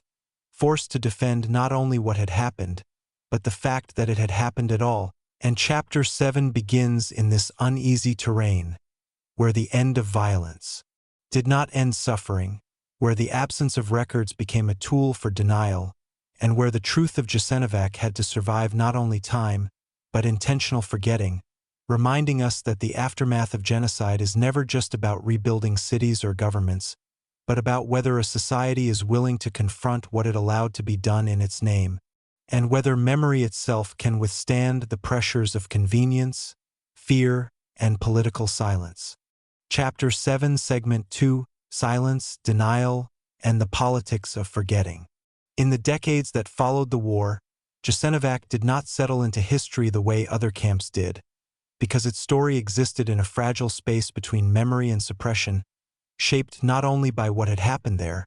but by what post-war societies were willing or unwilling to acknowledge. And as Yugoslavia rebuilt itself under a new political order, the emphasis was placed firmly on unity, reconciliation, and the shared victory over fascism, a narrative that left little room for deep, public examination of crimes that were committed not by foreign occupiers alone, but by local collaborators against their own neighbors. And within this framework, Jasenovac was officially recognized as a site of immense suffering. Yet its specific dynamics, perpetrators, and victim groups were often generalized, blurred into a broader story of wartime tragedy. A choice that reduced the risk of renewed ethnic tension but also diluted accountability. And this silence was not accidental, it was a calculated trade-off, exchanging historical clarity for political stability, and for survivors, this meant living in a society that acknowledged their pain in abstract terms while avoiding the details that made it real. And as years passed, official commemorations became ritualized, carefully worded, and stripped of specificity, while school curricula offered limited discussion and archival research remained constrained, leaving Jasenovac less documented than its scale demanded. And into this void stepped rumor, exaggeration, denial, and revisionism, forces that thrive wherever evidence is incomplete and memory contested.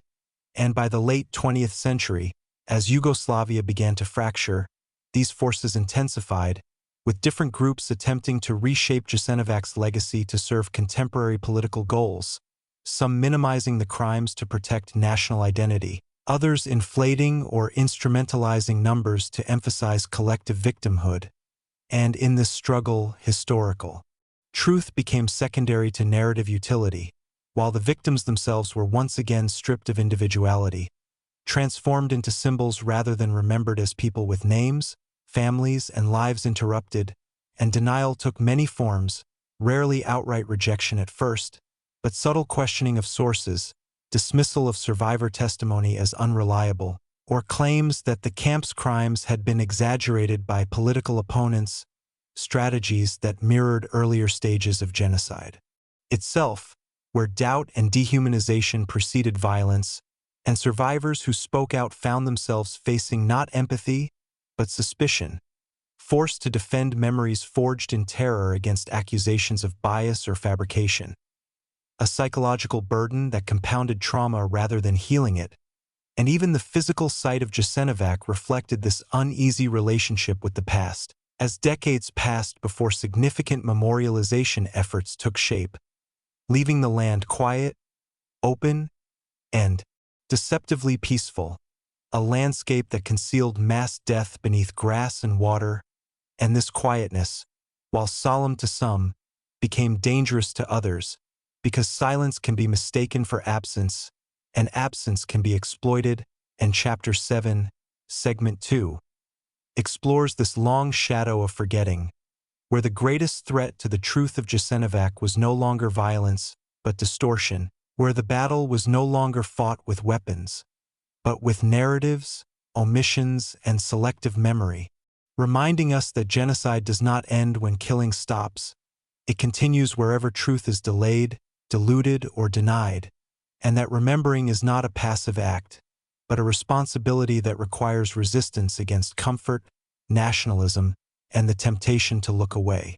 Chapter 7, Segment 3, Memory Reclaimed and the Struggle to Tell the Truth.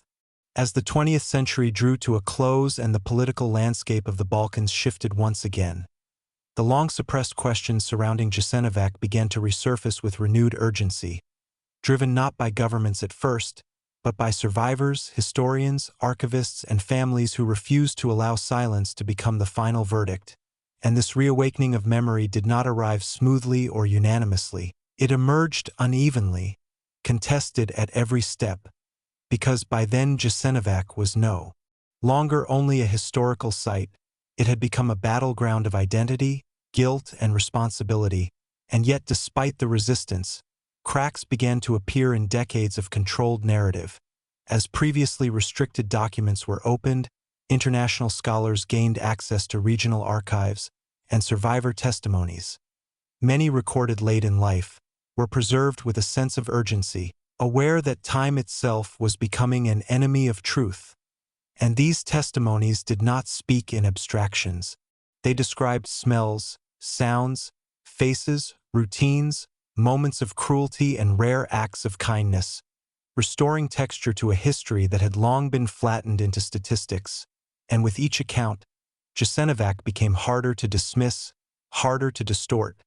harder to reduce to political convenience, because human memory, when preserved carefully, resists manipulation more fiercely than numbers ever can, and at the same time, forensic and archaeological efforts, though limited by the camp's deliberate destruction and the natural transformation of the landscape, began to confirm what survivors had long insisted, that mass killing had taken place on a scale impossible to ignore, even if exact totals would forever remain elusive, and this uncertainty itself became part of the story, a reminder that the Nazis and the Ustaše had succeeded in one of their aims, to make counting the dead nearly impossible, thereby extending suffering beyond death into the realm of historical doubt, and yet modern. Remembrance efforts did not seek certainty as a weapon, but honesty as a foundation, acknowledging what could be proven, what was strongly evidenced, and what remained unknown, a methodological humility that stood in sharp contrast to denialist certainty. And gradually, memorial institutions began reframing Jasenovac not as an inconvenient anomaly, but as a central example of how genocide can be locally driven, ideologically fueled, and brutally personal, challenging the comforting myth that mass murder is always imposed solely from outside forces, and this reframing carried profound implications, because it asked societies to confront not only what happened, but how neighbors became perpetrators, how ordinary people participated, benefited, or looked away, and how violence was normalized through language, ritual, and bureaucracy, and in classrooms, museums, and documentaries, Jasenovac started to be discussed not only as a site of death, but as a warning about the fragility of moral boundaries, about how quickly identity can be weaponized, and how easily suffering can be justified when victims are reduced to categories. And for descendants of the victims, this renewed attention brought mixed emotions, relief that the silence was breaking, but pain that it had taken so long, that many witnesses had died without hearing their experiences publicly acknowledged. And still, remembrance remained uneven, vulnerable to political shifts, funding changes, and renewed nationalist rhetoric, reminding us that memory is never fully secured. It must be maintained, defended, and taught anew with each generation. And this final segment of Chapter 7 does not offer closure,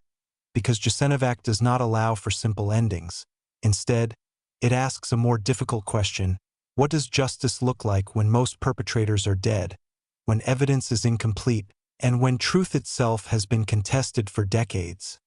And the answer it offers is not punishment alone,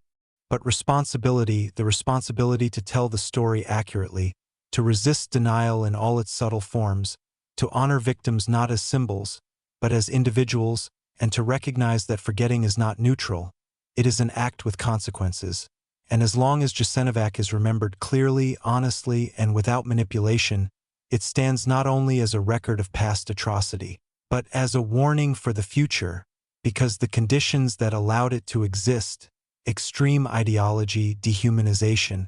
silence, and obedience, are not confined to one place or one time. They are possibilities that exist wherever fear is allowed to replace empathy, and where history is treated as something to be reshaped rather than understood. Chapter 8, Segment 1. The Camp After the Camps, Jasenovac in the Shadow of the War. When the killing at Jasenovac finally ceased, it did not end with liberation in the way other camps did, because there were no Allied troops breaking down gates, no cameras arriving in time to record the full scale of what had happened, and no surviving infrastructure left to testify clearly on its own behalf. And this absence would shape everything that followed, because Jasenovac entered the post-war world not as a frozen crime scene, but as a landscape deliberately emptied of evidence, where ash had been scattered, buildings dismantled, mass graves concealed beneath soil and vegetation, and witnesses reduced to a fragile handful, many of them physically and psychologically broken. And in the chaotic final months of the war, as the Ustaše regime collapsed alongside Nazi Germany, the camp was hurriedly destroyed, prisoners were murdered to eliminate witnesses, and records were burned or carried away, ensuring that when Yugoslavia emerged from the war victorious but shattered, Jasenovac existed more as an absence than a preserved site, a void that demanded interpretation,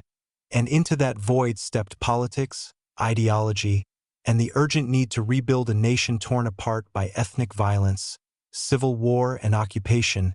and the new socialist Yugoslav government faced an impossible task: to acknowledge the enormity of crimes committed at Jasenovac while simultaneously preventing those crimes from reigniting the ethnic hatreds that had fueled them, and so memory was managed. Carefully, framed within a broader narrative of fascist oppression and partisan resistance, where victims were honored collectively rather than individually, and where ethnic distinctions were often blurred in favor of a unifying message of shared suffering. And while this approach helped stabilize a fragile state, it also carried a cost because the specificity of Jasenovac, its uniquely brutal methods, its locally driven ideology, and its primary victims, was often softened, abstracted, or postponed in public discourse, and survivors learned quickly that telling their full stories could be politically inconvenient, leading many to remain silent, not because they had forgotten,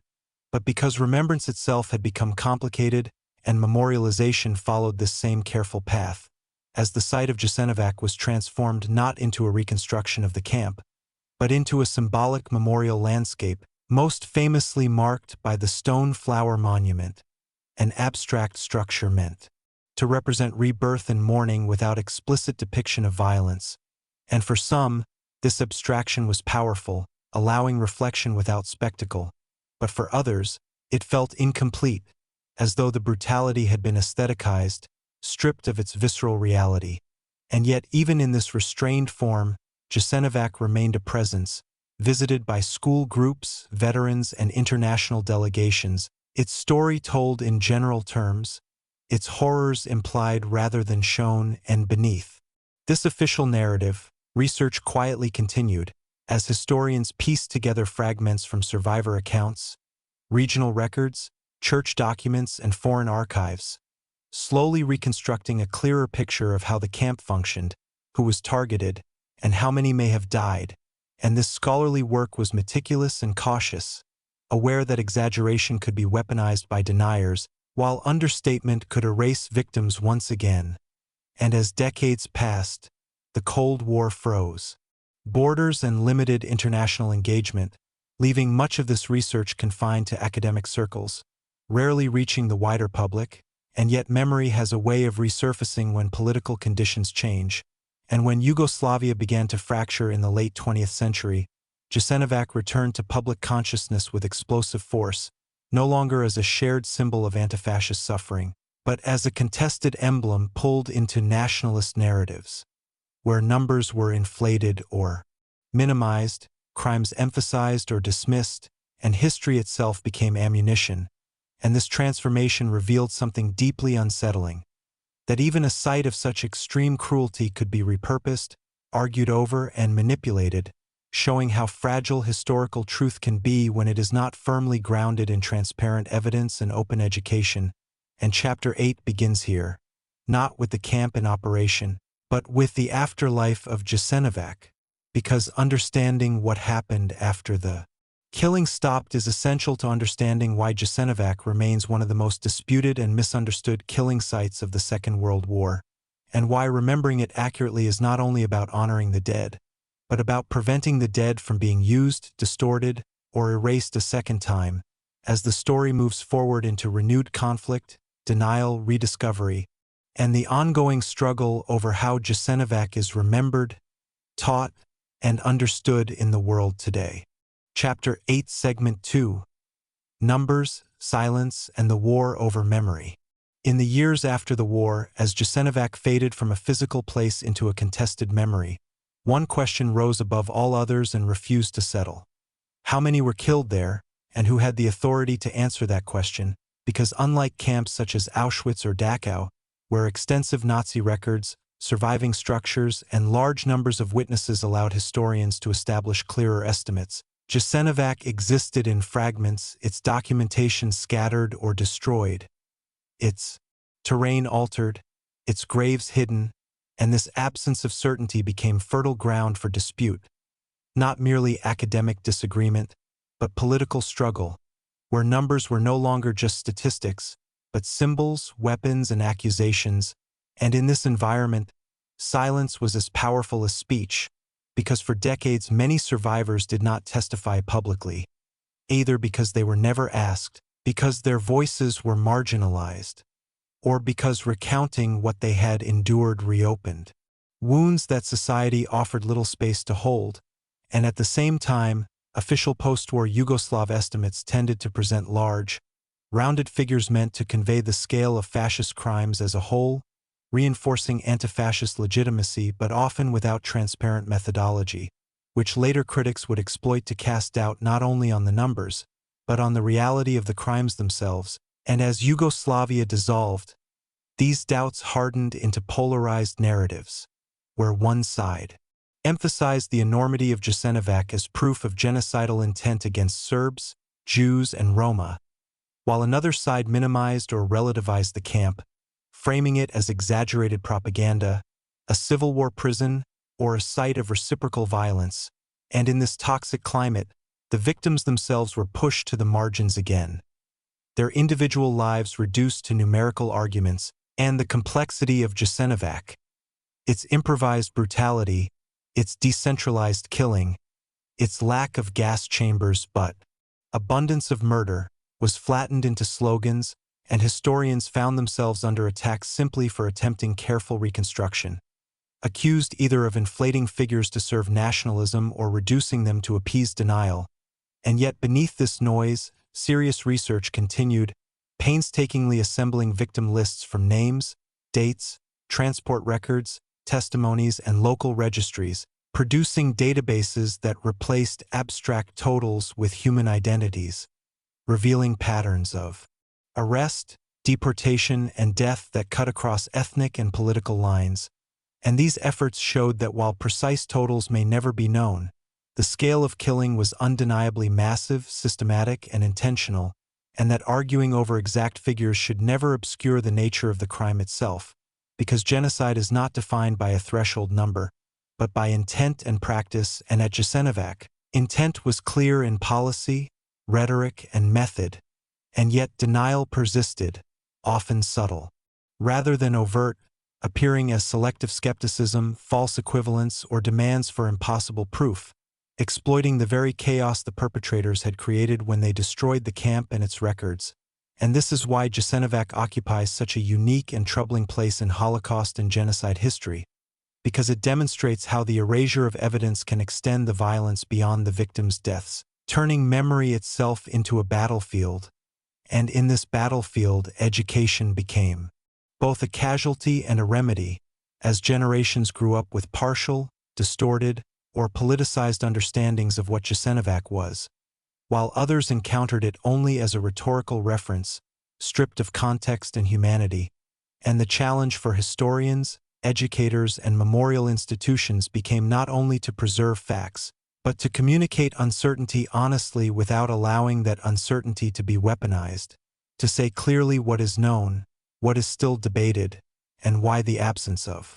perfect records does not equal absence of crime. And this segment of the story forces us to confront an uncomfortable truth, that mass violence does not end when killing stops, because the struggle over how that violence is remembered can shape politics, identities, and conflicts long after. And Jasenovac teaches us that remembrance requires more than monuments and anniversaries. It requires sustained, careful engagement with evidence, empathy for victims, and resistance to narratives that simplify or exploit suffering. And as this chapter continues, the focus will turn toward how Jasenovac has been re-examined in recent decades, how new research and international dialogue have reshaped understanding, and how the camp's legacy continues to challenge societies to choose between denial and responsibility, between myth and truth, and between silence and remembrance. Chapter 8, Segment 3, Reclaiming Truth from Ruins and Responsibility in the Present. As the decades passed and the physical site of Jasenovac grew quiet beneath grass, water, and reconstructed memorials, the responsibility for preserving its truth shifted almost entirely to the living, and this responsibility proved far more fragile than stone or concrete, because memory does not decay naturally. It erodes when neglected, distorted, or deliberately reshaped, and Jasenovac became a case study in how history can be pulled apart when societies fail to agree on the moral foundation. Beneath it, as new generations encountered the camp not through survivor voices, many of whom had died, but through textbooks, political speeches, media debates, and online discourse, spaces where nuance is often lost and outrage travels faster than evidence. And in these spaces, Jasenovac was repeatedly reframed, sometimes as a symbol of exclusive victimhood, sometimes as a footnote, sometimes as an uncomfortable topic avoided altogether, and sometimes as a provocation used to inflame modern grievances. And this fragmentation of memory carried a cost, because when history is reduced to slogans, the warning embedded within it weakens, and the story of Jasenovac is not only about what happened between 1941 and 1945, but about how ordinary structures, police forces, local administrations, ideological movements, and neighbors can be mobilized to commit extraordinary cruelty. And this lesson is lost when focus narrows solely to numerical debates or nationalist narratives. And yet, despite these challenges, a quiet counter-movement emerged, driven by historians, archivists, educators, and descendants of victims, who understood that the only way to protect Jasenovac from distortion was to anchor it firmly in documented human experience. And this meant shifting emphasis away from abstract totals toward names, testimonies, photographs, letters, and court records, assembling fragments into coherent accounts that could withstand political pressure. And this work was slow and often thankless, because it resisted dramatic simplification, insisting instead on complexity, on acknowledging uncertainty where it exists while refusing to concede ground to denial, and in doing so, it reframed Jasenovac not as an isolated anomaly of Balkan brutality, but as part of a broader European pattern of fascist violence, collaboration, and genocide, linked ideologically and practically to Nazi Germany yet shaped by local conditions. And this reframing was crucial, because it prevented the camp from being dismissed as a uniquely local crime detached from wider responsibility, while also resisting attempts to dissolve its specificity into vague notions of wartime chaos. And as international scholarship expanded, Jasenovac began to re-enter global conversations about genocide, not as a lesser-known curiosity, but as a critical example of how extermination can occur without industrial gas chambers, without rigid bureaucratic precision, and without centralized camps of death, relying instead on decentralized killing, ideological fanaticism, and the normalization of cruelty. And this recognition carried profound implications for how genocide prevention is understood today, because it showed that warning signs do not always appear in the form of massive infrastructure or explicit extermination orders, but can emerge gradually through dehumanizing language, selective laws, paramilitary violence, and the moral disengagement of institutions. And in this sense, Jasenovac speaks directly to the present, not as a relic of an incomprehensible past, but as a mirror held up to modern societies, asking how they respond when hatred becomes policy and violence is justified as necessity. And the camp's history also challenges comforting assumptions about resistance and innocence, because while acts of defiance existed, and while many risked their lives to help others, the system endured because enough people complied, adapted, or looked away. And acknowledging this does not diminish the suffering of victims, but deepens understanding of how such systems sustain themselves. And it is here that memory becomes an ethical act, not merely a historical one, because to remember Jasenovac honestly is to accept that its lessons implicate everyone, not just its perpetrators. And this is why remembrance must go beyond ceremonies and monuments, extending into education that encourages critical thinking, empathy, and vigilance, rather than inherited narratives of blame or pride. And as this chapter draws to a close, the question it leaves behind is not simply how Jasenovac should be remembered, but why remembering it accurately matters, because when camps like Jasenovac are distorted, minimized, or weaponized, the space for future violence quietly widens, and when their stories are preserved with care and humility, they become barriers against repetition, reminders that even in the absence of ruins, the truth can endure if societies choose responsibility over denial, and in the next chapter, the focus will move toward the final phase of Jasenovac's existence, its collapse, destruction, and the immediate aftermath, examining how the perpetrators attempted to erase their crimes, how liberation arrived too late for most, and how the first fragile steps toward justice and testimony began in the shadow of unimaginable loss. Chapter 9, Segment 1: Collapse, Erasure, and the Final Crime. By early 1945, the world surrounding Jasenovac was collapsing, but inside the camp, the machinery of suffering continued with grim consistency, as if the approaching end of the war only intensified the urgency to destroy what remained, because the Ustaše leadership understood something essential. Survival for the regime depended not only on escaping defeat, but on erasing evidence, and Jasenovac was evidence on a scale too vast to ignore, a place soaked into the land itself. And so the final chapter of the camp was not one of release or relief, but of frantic concealment, accelerated killing, and systematic destruction, carried out in the shadow of an inevitable reckoning. And as Allied forces advanced through Europe and partisan units tightened their hold across Yugoslavia,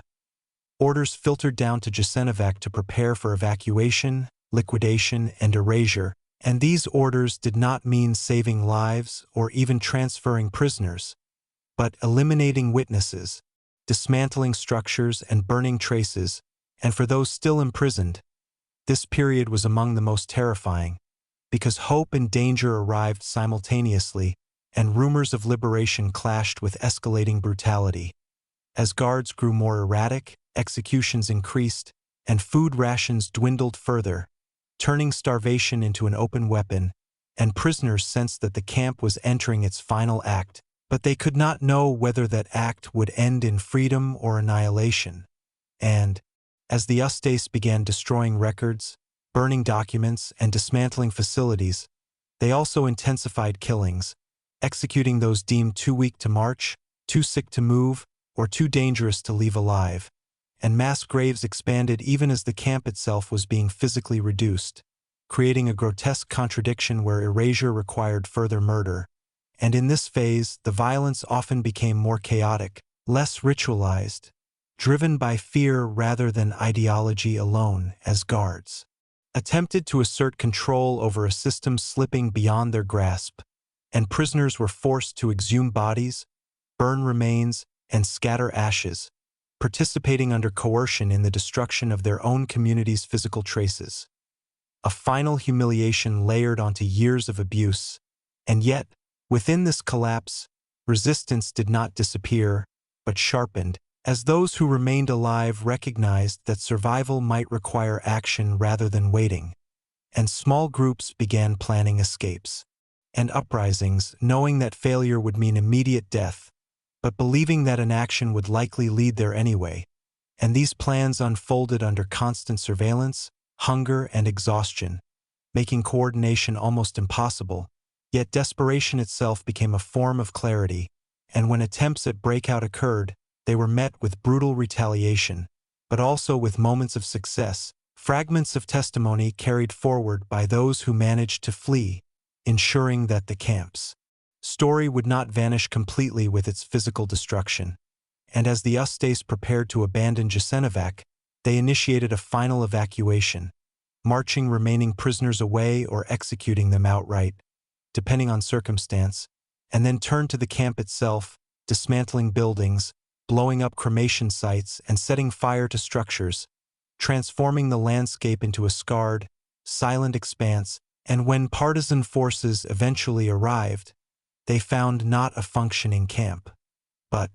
ruins, ashes, and mass graves, a place where absence itself testified to crime, and this absence would later become one of the most contested aspects of Jasenovac's legacy, because without intact barracks, gas chambers, or extensive physical remains, denial found fertile ground. And yet, the lack of structures did not mean lack of evidence, because testimony, forensic findings, wartime documents, and post-war investigations together formed a record as compelling as any surviving building. And the immediate aftermath of liberation was marked not by clarity,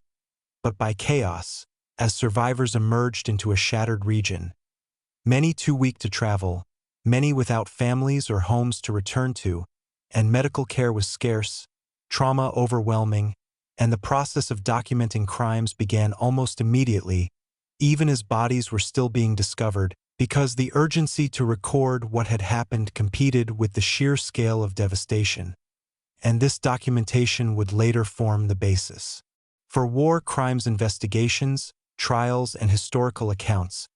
though justice would arrive unevenly and incompletely, shaped by post-war politics, shifting borders, and new conflicts, and in this way, the collapse of Jasenovac did not mark the end of its story, but the beginning of another struggle, one fought not with weapons, but with memory, evidence, and interpretation, and this struggle would determine whether the camp would be remembered as a crime against humanity or dissolved into ambiguity. And as this segment closes, it leaves a sobering realization that the final crime of Jasenovac was not only the murder of its prisoners, but the attempt to erase them entirely, to leave behind nothing but silence, and that the responsibility to break that silence now rests with those who listen, study, and remember, because when perpetrators destroy the physical traces of their actions, memory itself becomes the last form of resistance. And in the next segment, the focus will turn to what followed this collapse, how survivors testified, how trials unfolded, how narratives were shaped, and how Jasenovac entered the long, contested journey from ruins to remembrance. Chapter 9, Segment 2: Survivors' Testimony and the Battle for Truth. When the violence at Jasenovac finally ceased, it did not end cleanly, nor did it leave behind a clear boundary between past and future, because the moment the killing stopped, another struggle began. One that would last for decades. The struggle to speak, to be believed, and to preserve truth in a world already eager to move on. The survivors who emerged from the ruins of the camp were few, scattered, and physically broken, many weighing little more than children, their bodies marked by disease, malnutrition, and injury. But even more damaged were their inner worlds, shaped by years of unrelenting brutality, and as partisan units secured the area, these survivors were not welcomed into peace, but into confusion, displacement, and grief, because for most of them, liberation did not mean reunion, it meant confirmation. That their families, communities, and entire villages were gone, erased not just by death, but by the systematic destruction of memory itself. In the weeks that followed, survivors were asked to speak, to identify sites of mass murder, to describe methods that often defied comprehension. And this demand for testimony came at a moment when many could barely stand, let alone revisit what they had endured. Yet they spoke anyway, driven by the fear that silence would allow denial to grow, and these early testimonies became the foundation of everything that would later be known about Jasenovac. Because physical evidence was limited, intentionally destroyed by the perpetrators, and without words, the camp risked becoming an abstraction rather than a documented crime. Survivors described executions carried out with knives and mallets, mass shootings along the riverbanks, forced labor that ended in collapse and death, and the constant presence of arbitrary violence, where survival depended not on rules, but on the unpredictable whims of guards. And these accounts were not uniform because suffering at Jasenovac was not standardized. It shifted by year, by commandant, by political need, and by the identity of the prisoner, yet taken together, the testimonies formed a pattern too consistent to dismiss, revealing a system designed to destroy human beings without the industrial infrastructure seen elsewhere, relying instead on proximity, cruelty, and improvisation. And as post-war Yugoslavia began the process of reconstruction, the state faced a complex challenge: how to integrate Jasenovac into a national narrative that emphasized unity after a civil war layered onto occupation and genocide. This political context shaped how the camp was discussed, remembered, and sometimes simplified, as the new government sought to prevent renewed ethnic conflict, which meant that certain aspects of the camp's history were emphasized, while others were softened or left unspoken.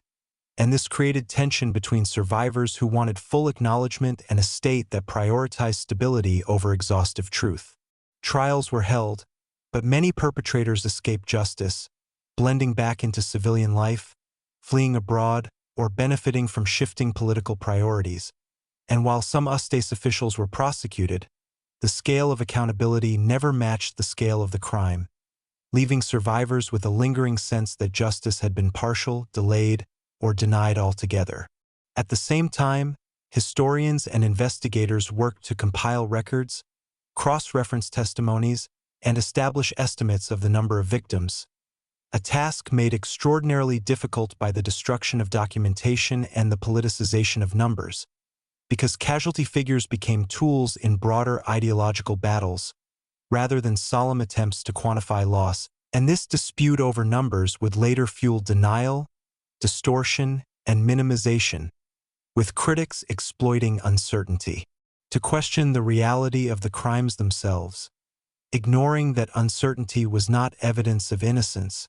but proof of deliberate erasure. For survivors, the fight for recognition was not abstract. It was deeply personal because each denial, each minimization,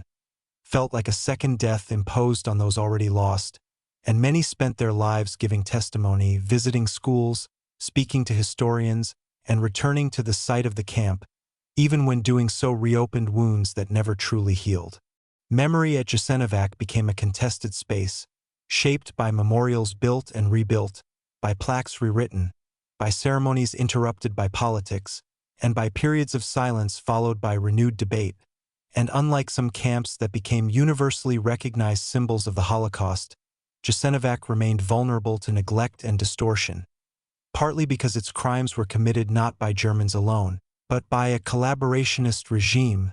complicating narratives of responsibility and guilt. Yet despite these challenges, the truth endured, carried forward through survivor memoirs, archival research, forensic investigations, and the persistence of those who refused to let the camp fade into obscurity. And this endurance underscores a critical reality: that the aftermath of genocide does not end with liberation. It continues wherever memory is challenged, where facts are questioned, and where survivors must repeatedly justify their own suffering. As this segment draws to a close, it becomes clear that Jasenovac's legacy is not only written in mass graves and ruins, but in the ongoing effort to preserve historical truth against denial and indifference. And in the next segment, the focus will shift to how Jasenovac has been remembered and misremembered over time, exploring how memorialization, denial, and historical responsibility collide in the long shadow cast by one of the Balkans' darkest sites. Chapter 9, Segment 3, Memory, Denial, and the Long Shadow of Jasenovac. As the decades passed, Jasenovac did not settle into history the way many other camps did, because it existed at the intersection of genocide, civil war, ideology, and national identity, making remembrance itself a battleground, and nowhere was this more evident than in the way the camp was memorialized, debated, and repeatedly pulled back into the present by politics rather than left to rest in the past. In the immediate post-war years, the site of Jasenovac was quiet, almost unnervingly so, with little left to mark the scale of what had occurred there, because the physical camp had been systematically dismantled, its barracks burned, its killing grounds plowed or flooded, leaving behind a landscape that appeared ordinary, even peaceful, and this absence of visible horror made it easier for some to question, distort, or minimize the crimes, especially as eyewitnesses aged and died. When Yugoslavia eventually established a memorial complex, it chose symbolism over reconstruction, creating abstract forms meant to convey suffering without explicitly naming perpetrators or victims by ethnicity, a decision rooted in the state's desire to promote unity, but one that also blurred critical historical distinctions, allowing later generations to inherit a memory that was deliberately incomplete. Over time, as Yugoslavia fractured and nationalist narratives re-emerged across the region, Jasenovac was pulled apart again, this time not physically, but symbolically, as different groups sought to claim, redefine, or deny its meaning, and casualty figures became weapons in ideological disputes rather than solemn acknowledgments of loss. Some voices exaggerated numbers for political leverage, while others seized on discrepancies to argue that the crimes themselves had been fabricated or vastly overstated, and this polarized environment made careful historical scholarship difficult, because nuance was often drowned out by slogans and uncertainty, inevitable in a camp designed to leave no records, was treated not as a consequence of destruction, but as proof of doubt. Denial took many forms, from outright rejection of mass murder to subtler strategies that reframed Jasenovac as merely a labor camp, a wartime prison, or a site of mutual violence, ignoring the asymmetry of power and the documented intent to eliminate entire populations. And these narratives found traction precisely because Jasenovac lacked the photographic saturation and immediate post-war visibility of camps liberated by Allied forces with cameras rolling. Yet against this tide, historians continued their work, piecing together transport lists, demographic studies, survivor accounts, and forensic evidence, demonstrating again and again that while exact numbers may never be known, the nature of the crime was unmistakable, and that the absence of gas chambers did not make the killings less systematic, less intentional, or less genocidal. For survivors and descendants, the fight against denial was exhausting, because it required constant repetition of pain, constant defense of memory, and constant confrontation with the idea that truth itself could be negotiable, and many spoke of feeling as though Jasenovac never truly ended, because each act of denial reopened the camp in another form. Education became one of the few enduring safeguards, as teachers, scholars, and memorial workers sought to present the camp's history with clarity and evidence, emphasizing that Jasenovac was not an aberration, but a product of ideology, state power, and radicalization, and that its lessons extended beyond the Balkans to any society willing to dehumanize others in the name of purity, security, or destiny. International recognition of Jasenovac grew slowly, often overshadowed by more widely known sites of Nazi genocide, but this marginalization itself became part of the story, illustrating how some atrocities are remembered loudly while others are allowed to fade, not because they were smaller, but because they are more politically inconvenient. Today, the memory of Jasenovac remains fragile, contested, and unfinished, preserved through museums, archives, survivor families, and scholarly research rather than universal consensus. And this fragility is precisely what makes it important, because it shows how easily history can fracture when facts are subordinated to identity, and how remembrance requires active effort rather than passive acknowledgement. Jasenovac's long shadow stretches into the present not only as a record of what happened, but as a warning about what happens after, when truth competes with myth, when mourning competes with politics, and when the dead depend on the living to speak for them. And as this chapter closes, it becomes clear that the final crime of Jasenovac would be forgetting, because silence is not neutral, it is an accomplice, and the responsibility to remember does not belong to one nation, one group, or one generation, but to all who believe that human lives must never again be reduced to disposable categories, erased along riverbanks, and argued over long after the blood has dried. Chapter 10, Segment 1, Jasenovac in History: What This Camp Reveals About Genocide. Jasenovac forces us to confront a truth that is deeply uncomfortable, because it shatters the illusion that genocide requires industrial perfection, advanced technology, or distant bureaucrats to succeed,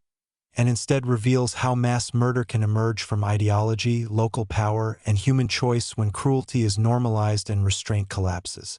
Unlike the mechanized killing centers of Nazi Germany, Jasenovac functioned through proximity. Killers and victims often saw one another's faces, heard one another's voices, and occupied the same physical space.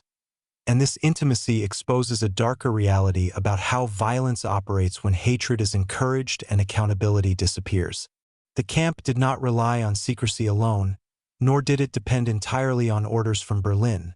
It thrived because a regime built on radical nationalism and exclusion empowered ordinary men to act with extraordinary brutality, rewarding zeal while punishing mercy, and this dynamic is what makes Jasenovac uniquely instructive in the broader history of genocide. Here, murder was not hidden behind gas valves or remote commands. It was enacted through clubs, knives, bullets, starvation, and exhaustion, methods that required repeated personal decisions to harm, and yet these decisions were absorbed into routine, transformed into daily labor much like any other task within the camp system. Jasenovac demonstrates that genocide does not always arrive as a sudden rupture. It can evolve gradually, beginning with rhetoric that defines certain people as enemies, parasites, or threats, followed by laws that strip rights, then camps that isolate and degrade, and finally violence that becomes self-sustaining once moral boundaries are erased. In this sense, Jasenovac was not an exception to the Holocaust but a variation of it, shaped by regional conditions yet driven by the same underlying logic of dehumanization, and its existence challenges any narrow definition of genocide that focuses solely on technology rather than intent. The camp also reveals how fragmentation and chaos do not prevent mass killing. They can accelerate it, because the lack of centralized oversight allowed sadism, improvisation, and competition among perpetrators to flourish, creating an environment where cruelty was not only permitted but encouraged as proof of loyalty. At Jasenovac, killing was often inefficient, inconsistent, and brutal beyond necessity. Yet this very disorder produced staggering death tolls, reminding us that genocide does not require order to function, only permission. The victims of Jasenovac were targeted not because of what they had done, but because of who they were: Serbs marked as enemies of the state, Jews designated for extermination, Roma deemed disposable, political opponents seen as obstacles, and the camp's daily operations reinforced these categories until individuality vanished, replaced by numbers, symbols, and stereotypes that made violence easier to sustain. Children were murdered not as collateral damage, but as deliberate targets, underscoring the genocidal intent that extended beyond punishment or control toward eradication itself, and this alone places Jasenovac firmly within the history of mass extermination rather than wartime excess. What makes Jasenovac especially significant is that it exposes how genocide can be carried out by a state that is itself unstable, fragmented, and internally violent, proving that mass murder does not require efficiency, discipline, or even long-term planning. It requires ideology, power, and indifference to human suffering. The camp's history also complicates the idea that genocide is always imposed from above, because while leadership provided direction and legitimacy, the scale and cruelty of violence depended heavily on local actors who embraced, interpreted, and expanded that mandate in ways that exceeded any written order. Jasenovac therefore stands as a warning not only about authoritarian regimes, but about the capacity of societies to internalize hatred when it is presented as patriotic duty, moral necessity, or historical revenge. In the wider narrative of the Holocaust and 20th century mass violence, Jasenovac occupies a crucial place precisely because it resists simplification. It cannot be reduced to machinery, anonymity, or distance, and instead forces us to examine the human dimension of atrocity, how neighbors became executioners, how institutions normalized abuse, and how silence allowed brutality to escalate unchecked. As we move deeper into this final chapter, Jasenovac emerges not merely as a historical site, but as a lens through which we can better understand how genocides begin, how they sustain themselves, and why they remain possible whenever ideology overrides humanity, making this camp not only a record of past suffering, but a stark reminder of the responsibilities that exist in the present. Chapter 10, Segment 2, Memory, Denial, and the Battle over Jasenovac's Meaning. After the violence ended and the camp fell silent, Jasenovac did not become a place of closure. Instead, it entered a second life defined by memory, denial, and political struggle, revealing how the aftermath of genocide can be as contested as the crime itself. Unlike camps liberated by Allied armies and immediately documented in photographs and testimony, Jasenovac was dismantled by its perpetrators before the war ended,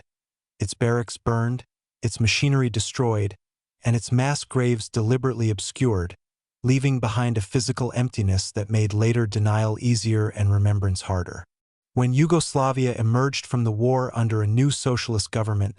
Jasenovac was incorporated into a broader narrative of anti-fascist victory, where the suffering of victims was acknowledged but often generalized. subsumed under collective categories that avoided emphasizing ethnic or religious targeting, in part to preserve fragile post-war unity. This approach, while intended to prevent renewed hatred, also muted the specificity of the crimes, allowing the unique experiences of Serbs, Jews, Roma, and political prisoners to fade into abstraction, and over time, this silence created fertile ground for distortion. As decades passed and Yugoslavia fractured, Jasenovac became a symbolic battlefield where history itself was weaponized, with nationalist movements attempting to minimize, exaggerate, or selectively reinterpret the camp's crimes to serve modern political agendas. Some denied the scale of murder outright, reducing the camp to a labor site or framing deaths as incidental wartime casualties, while others inflated numbers without evidence, not to honor victims but to score political points, turning human suffering into a tool of propaganda rather than remembrance. This struggle over numbers, labels, and responsibility obscured the core truth, that Jasenovac was a site of systematic mass murder driven by genocidal intent, regardless of whether the final death toll is counted in the hundreds of thousands or tens of thousands, because genocide is defined not by arithmetic alone but by purpose and practice. Survivors and historians found themselves fighting on two fronts, preserving evidence against the erosion of time and defending documented facts against deliberate falsification. A task made harder by the scarcity of eyewitnesses, the destruction of records, and the politicization of archives. Memorialization efforts reflected these tensions, with the Jasenovac Memorial Site eventually established not as a place of spectacle, but as a stark, minimalist space intended to evoke absence, loss, and reflection. Yet even this became controversial, criticized by some as insufficiently explicit and by others as politically charged. The very design of the memorial, emphasizing silence over display, mirrors the broader challenge of how to remember a camp that was meant to disappear, and how to speak about crimes that perpetrators worked so carefully to erase. Jasenovac also exposes a deeper problem in how societies confront uncomfortable pasts: the temptation to distance oneself from perpetrators by labeling them as monsters, outsiders, or aberrations, rather than acknowledging the social conditions that enabled them. In post-war discourse, blame was often shifted onto abstract forces, ideology, occupation, chaos, instead of confronting how local institutions, neighbors, and volunteers participated willingly, a reluctance that delayed honest reckoning for generations. This avoidance matters because denial does not only erase victims. It preserves the myths that make future violence possible, allowing old hatreds to survive beneath new political language. Education about Jasenovac has therefore become a moral responsibility as much as a historical one, requiring careful scholarship, transparent documentation, and an insistence on nuance in a landscape crowded with slogans. The camp's history teaches that remembrance is not passive. It must be actively defended against distortion, simplification, and fatigue, especially as living witnesses disappear and memory becomes increasingly mediated through institutions and narratives shaped by power. Jasenovac reminds us that genocide does not end when the killing stops. It continues in the struggle over truth, in the pain of survivors whose experiences are questioned, and in the moral cost paid by societies that refuse to confront what was done in their name.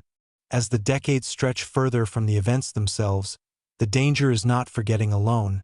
but remembering incorrectly, turning history into myth, grievance, or denial, and it is here that Jasenovac stands as a warning about the consequences of unresolved pasts. In the silence left behind by destroyed barracks and unmarked graves, the question is not only how many died, but whether the living are willing to face the reality of why they died, and what that reality demands from the present. Chapter 10, Segment 3, Jasenovac as Warning: What This Camp Tells the Future.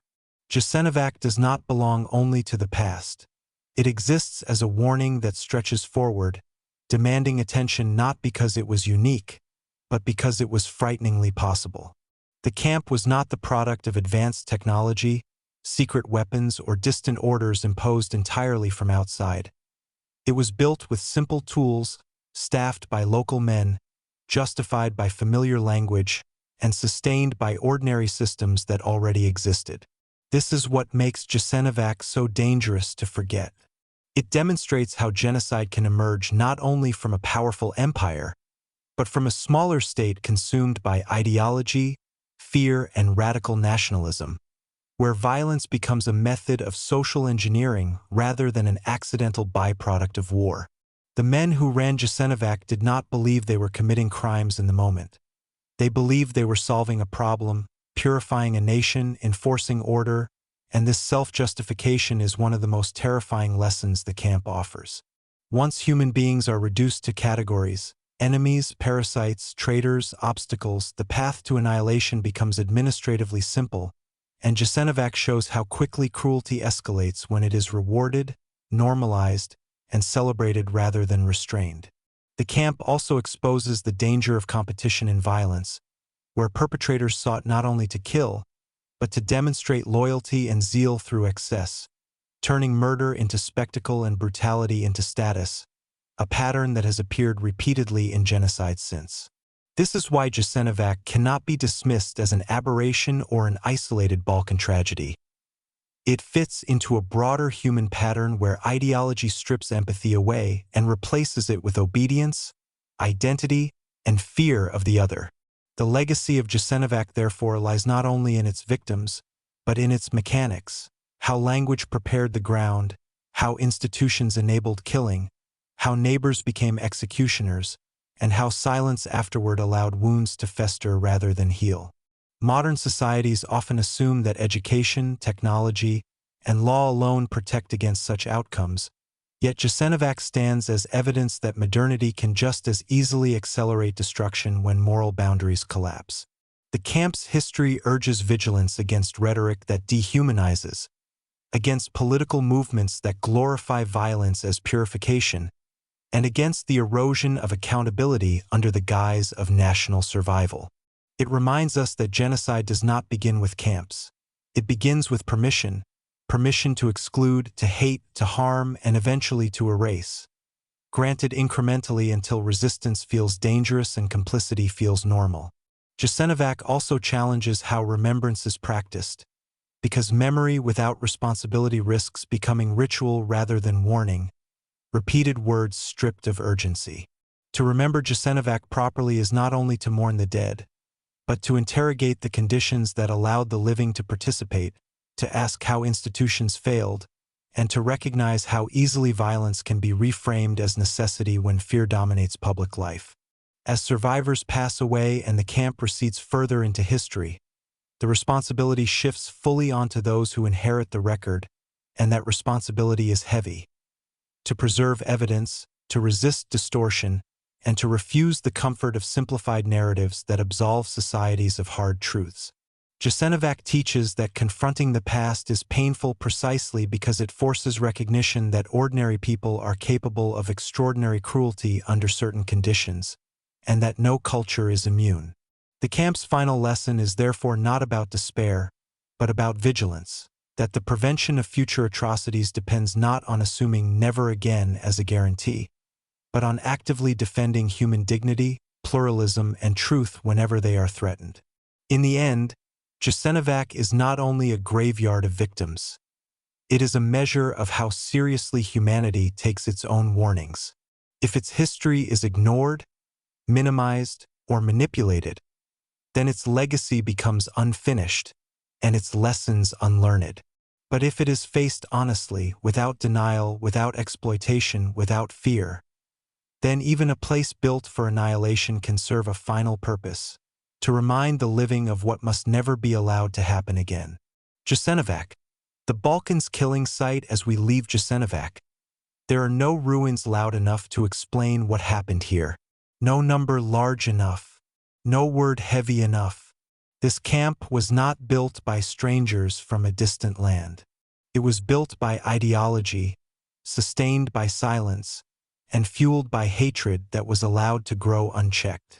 Men were turned into targets, neighbors into enemies, and murder into routine. Jasenovac reminds us that genocide does not always arrive with machinery and order. Sometimes it arrives with chaos, cruelty, and permission. To remember Jasenovac is not only to honor the dead, it is to recognize the warning it leaves behind. That when human lives are reduced to categories,